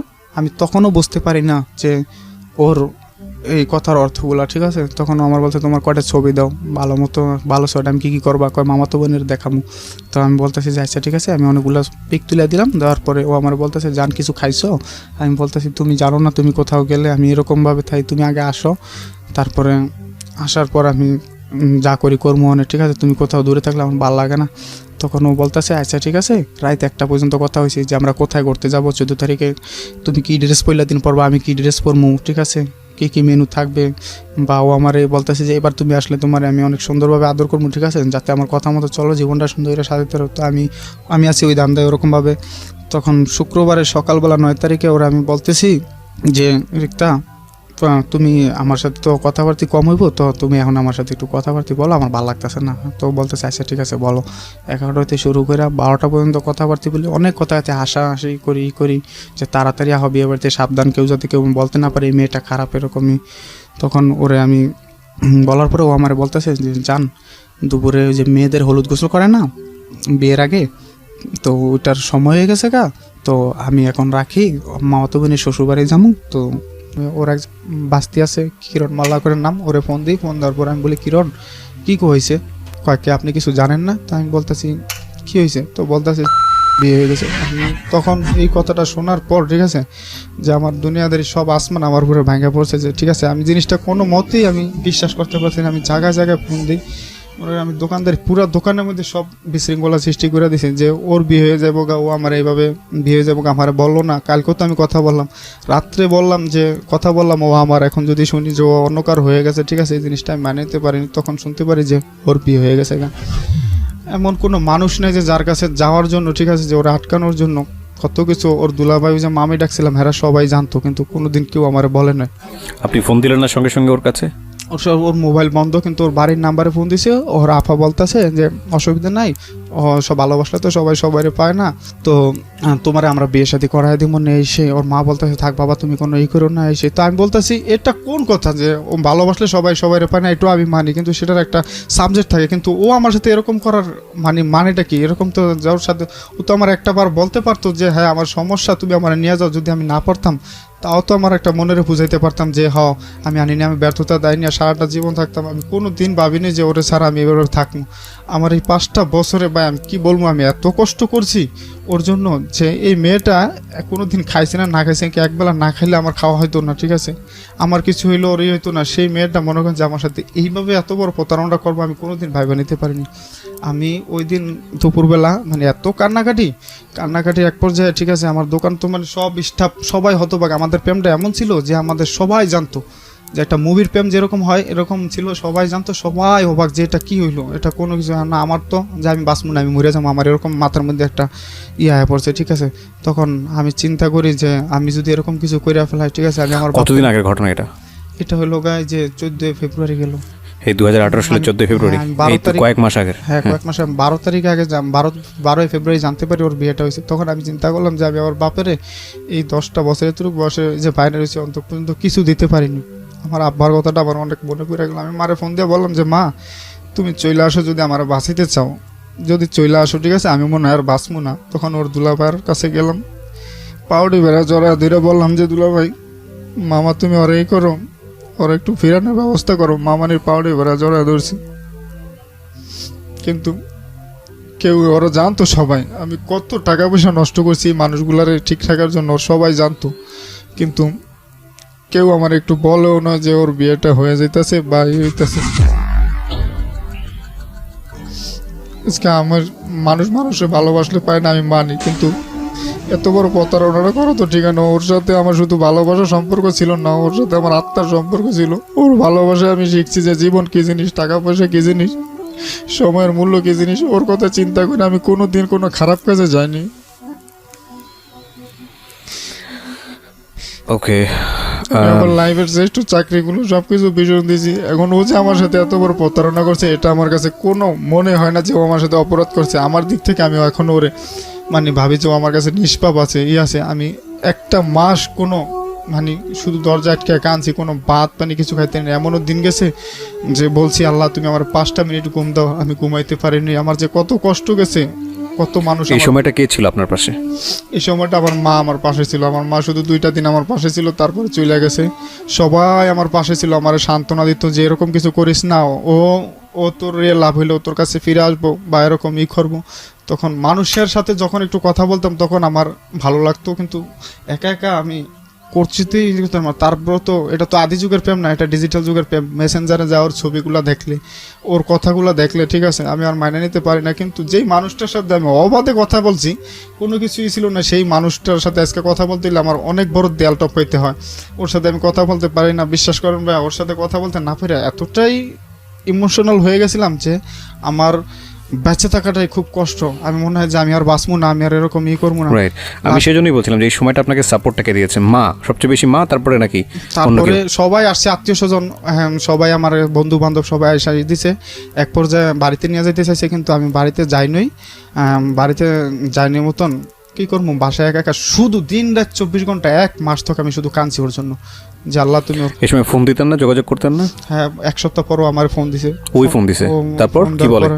বলতেছে যে কেমন আছেন এরকম। তো আমি এত কান্নাকাটি করলাম যে রিক্তা তুমি কেন এরকম করলা, তুমি তো জানো যে আমি তোমার ছাড়া থাকতে পারবো না, ঠিক আছে, কোনোদিন তোমার ছাড়া বাঁচাটা অসম্ভব আমার। তখন আমি বলছি তুমি কেন এমন করলো, তুমি চলে আসো, আমি তোমার মাইনা নেবো, ঠিক আছে, আমি তোমার কিচ্ছু বলবো না। যদি আমি তোমার সুখে না রাখতে পারি তুমি চলে যাও, ঠিক আছে। আমার মা তো, আমার ফ্যামিলি তো সবাই জানে, তুমি কেন এমন করলো। আমার শুধু একটা কথাই বললো যে প্রত্যেকটা মানুষের জীবনে একটা করে জ্বর আসে, ঠিক আছে, মনে করেন আপনার জীবনে জ্বর আসছে, আপনি জীবনটা সাজায় নেন। এরপরে কি আর যোগাযোগ করেনি? এরপরে বিয়ের পরে 2-3 দিন কথা হয়েছে, কিন্তু ও এখন মানে আমার মনে ঘৃণা ধরানোর জন্য ও আমার সাথে এমন রাব ব্যবহার করে, ঠিক আছে, যে তারপরেও আমি ওরা ঘৃণা করতে পারি না। শুধু ও আমার সাথে অনেক রাব ব্যবহার করে। আমি ওনার হাজবেন্ড জানে বিষয়টা? না, ওনার হাজবেন্ড জানে না, কিন্তু ওদের এলাকার এমন কোনো লোক নাই যে না জানে ওর সাথে আমার এই সম্পর্কের বিষয়টা। আমি আপনাকে কয়েকটা কথা বলি, যদি আপনি আমাকে একটু অনুমতি দেন, যেহেতু আপনি আমার জীবন গল্প শোনেন এবং আপনার আইডিয়া আছে আমি কী ধরনের কথা বলতে পারি। প্রথম কথা হচ্ছে যে এখানে আপনার ভুল কী ছিল, তার ভুল কী ছিল, এগুলা জাস্টিফাই করে কোনো লাভ নাই। বর্তমান সিচুয়েশন যেটা সেটাই স্বাভাবিক। এবং যেহেতু আমার লিসনাররা অনেকক্ষণ ধরে শুনছেন এই গল্পটা, রাত 1টার পরেও শুনছেন, পুরো গল্পটা অ্যানালাইসিস করলে আমরা যেটা দেখতে পাই যে মেয়েটার দিক থেকে অনেকবার মেয়েটা চলে যেতে চেয়েছে, কিন্তু সামহাও আপনি তাকে যেতে দেননি, আপনার কাছে ধরে রেখেছেন। এই ধরনের ভালোবাসার ক্ষেত্রে জীবনে একটা পর্যায়ে গিয়ে ধরনের দুর্ঘটনা ঘটলেও ঘটতে পারে, এবং এটা জীবন গল্পে এই ধরনের ঘটনা বহুবার এসছে। সেটা আপনার ক্ষেত্রে হয়েছে এবং খুব এক্সট্রিম লেভেলে হয়েছে। মেয়েটা আপনার কাছ থেকে বিয়েটা গোপন করেছে 2টো কারণে আমরা ধরে নিচ্ছি। একটা যেটা হচ্ছে যে আপনি জানলে আপনি বিয়েটা হতে দিতেন না, কোনোভাবেই হতে দিতেন না। আর 2 নম্বর যেটা হয়েছে যে মেয়েটা আপনাকে যেহেতু ক্লিয়ারলি বলেছে যে সে বিয়ের পরে কীরকম একটা জীবন চায়, সে জায়গা থেকে তার একটা কনফিডেন্ট আপনার প্রতি ছিল না, অথবা পারিবারিক চাপ বা অন্য কোনো কারণে করেছে। সো এটাই হচ্ছে রিজন। কিন্তু সবচাইতে মানে ভয়াবহতম যেই ঘটনাটা ঘটতে পারতো এখনও ঘটেনি আলহামদুলিল্লাহ, সেটা বলবো যে ফেব্রুয়ারিতে ঘটনাটা ঘটেছে, এখন হচ্ছে মে মাস চলছে। সেই জায়গাটা থেকে আমি যেটা বলতে পারি যে ক্ষতটা অনেক বেশি দগদগে অবস্থায় আছে, কাঁচা অবস্থায় আছে। আমি এখনো পর্যন্ত ঠিক হতে পারিনি। আপনি ঠিক হতে পারবেন না, এটা খুবই স্বাভাবিক। 5 বছর ধরে যেভাবে যে ধরনের গল্পটা আপনি বলেছেন সেটা ঠিক হওয়াটা খুবই খুবই আমার অস্বাভাবিক। পছন্দ এই জায়গায় যে কোন একদিন ও চইলা ছাইরা চইলা গেছে, আমি তো ওরে বলছিলাম যে আমি তোমারে বইলা গেছি, কিন্তু আমি উত্তরা যখন চাকরি করি তখন তো ও নিজেই আমারে বলছে যে আমি কোনোদিন তোমারে ছাইরা যাবো না। রাইট। ও- আমি ও আপনাকে আশা যে কথাগুলো এখন বলবো সেগুলো আপনি বিলিভ করতে পারবেন না, সেগুলো আপনার কষ্ট দূর করতে পারবেন না, কিন্তু সেগুলোই সবচেয়ে বড় বাস্তব কথা। নাম্বার 1, এই মেয়েটা জীবনে কোনো না কোনো একদিন আপনার কাছে হয়তো ফিরে আসবে। আমি এখনো চাই ও আমার বাসায়, এবং আপনি চান না ফিরে আসুক। আমি একটু বলি আপনাকে, সেটা হচ্ছে মানুষ কখনোই না, একটা মানুষের কাছে কখনোই সব দিক থেকে হ্যাপি না, সব দিক থেকে হ্যাপি না। আমরা দোয়া করব আপনি যাকে লাভ করেছিলেন সে যেন অনেক সুখী হয়, কিন্তু কোনোদিন যদি জীবনে কোনো অভাব থাকে তার কোনো জায়গাটা থেকে, সে আপনাকে মনে করবে। তো সেই দিক থেকে সে হয়তো আপনাকে নক দেবার চেষ্টা করবে। এখানে একটা জিনিস অবশ্যই আপনাকে মনে রাখতে হবে। প্রথম কথা হচ্ছে বিয়ে আর প্রেম কিন্তু এক জিনিস না, এবং বিয়ের মধ্যে আপনাদের যত ধরনের অনৈতিক সম্পর্ক এসছে সেটাও উচিত ছিল না। কিন্তু আপনি তাকে নিয়ে জীবন সংসারের কথা না চিন্তা করাটাই শ্রেয়। আমি বলবো যে না চিন্তা করাটাই শ্রেয় এই কারণে যে দেখুন, আপনি তাকে পাননি, সেটা একটা অনেক বড় কষ্ট, অনেক বড় বেদনা। হ্যাঁ, এই মুহূর্তে পাওয়ার আকাঙ্ক্ষাটা অন্য সময়ের চাইতে আরও বেশি তীব্র। কিন্তু মেয়েটা যদি আপনার জীবনে ফিরে আসে তাহলে সম্ভাব্য যেসব ঘটনা ঘটতে পারে, একটা হচ্ছে সংসার করা আপনারা শুরু করলেন, কিন্তু সংসার করতে গিয়ে আপনারা সুখী হতে পারবেন না। কারণ আপনার ব্যাক অফ দ্য মাইন্ডে, আমাদের সাবকনশিয়াস মাইন্ড যেটা থাকে, সেটা হলো এই মেয়েটা আপনাকে ছেড়ে ফাইনালি যে চলে যাওয়া, সে চলে যাওয়াটা সে চলে গেছে। জীবন অনেকবার চলে গেছে, আপনি তাকে ফিরায় নিয়ে আসছেন, মার খেয়েছেন, মানে দফারফা করে ফেলছেন, কিন্তু ফাইনাল চলে যাওয়া যেটা, ঠকানো যেটাকে বলে, আপনি যেটা বলছেন, সেটা কিন্তু সে করে ফেলেছে। সুতরাং যত সুখী হন না কেন সে ফিরে আসলে, জীবনে যত ছোট প্রবলেম হোক, বড় প্রবলেম হোক, যে কোনো প্রবলেম তৈরি হবে, শুধু ব্যাক অফ দ্য মাইন্ডে এই জিনিসটাই থাকবে যে সে আপনাকে ছেড়ে চলে গেছে, সে আরও এরকম কোনো কিছু করতে পারে। তো এইরকম মানুষের সাথে ঘর সংসার করা যায় না, সুখী হওয়া যায় না। কিন্তু আমি আমারে এখনো বুঝাতে পারছি না। আমি এটা বোঝাতে পারবেন না, কারণ আমি আপনাকে যেটা বলি, বোঝানোর জন্য কিছু টিপস আছে, আমি সেটা আপনাকে বলবো, আপনি চাইলে প্র্যাকটিস করতে পারেন। একটা যেটা হচ্ছে যে আমি একদম স্ট্রিক্টলি বলতেছি, একদম ব্যক্তিগত অপিনিয়ন, আপনার অবশ্যই এই মেয়েকে আর জীবনে নেওয়াটা উচিত হবে না। এটা হচ্ছে একদম স্ট্রিক্ট কথা। কিন্তু আপনি যেহেতু তাকে লাভ করেন, love has no definition, love has no explanation, love is blind. So ওই জায়গাটা থেকে আমি যতই আপনাকে বোঝাই না কেন, সেই জিনিসটা আপনি মানবেন না, এটাই স্বাভাবিক। কিন্তু সংসার জিনিসটা শুধু লাভ দিয়ে চলে না, সংসার জিনিসটা বেশিরভাগই চলে হচ্ছে র্যাশনালিটি দিয়ে। দুজনের যখন পাশাপাশি থাকবেন, না পাওয়ার ওই বেদনাটা থাকবে না, তখন দেখবেন ফল্টগুলা চোখে পড়বে, কী করেছে, খারাপ জিনিসগুলো কী করেছে।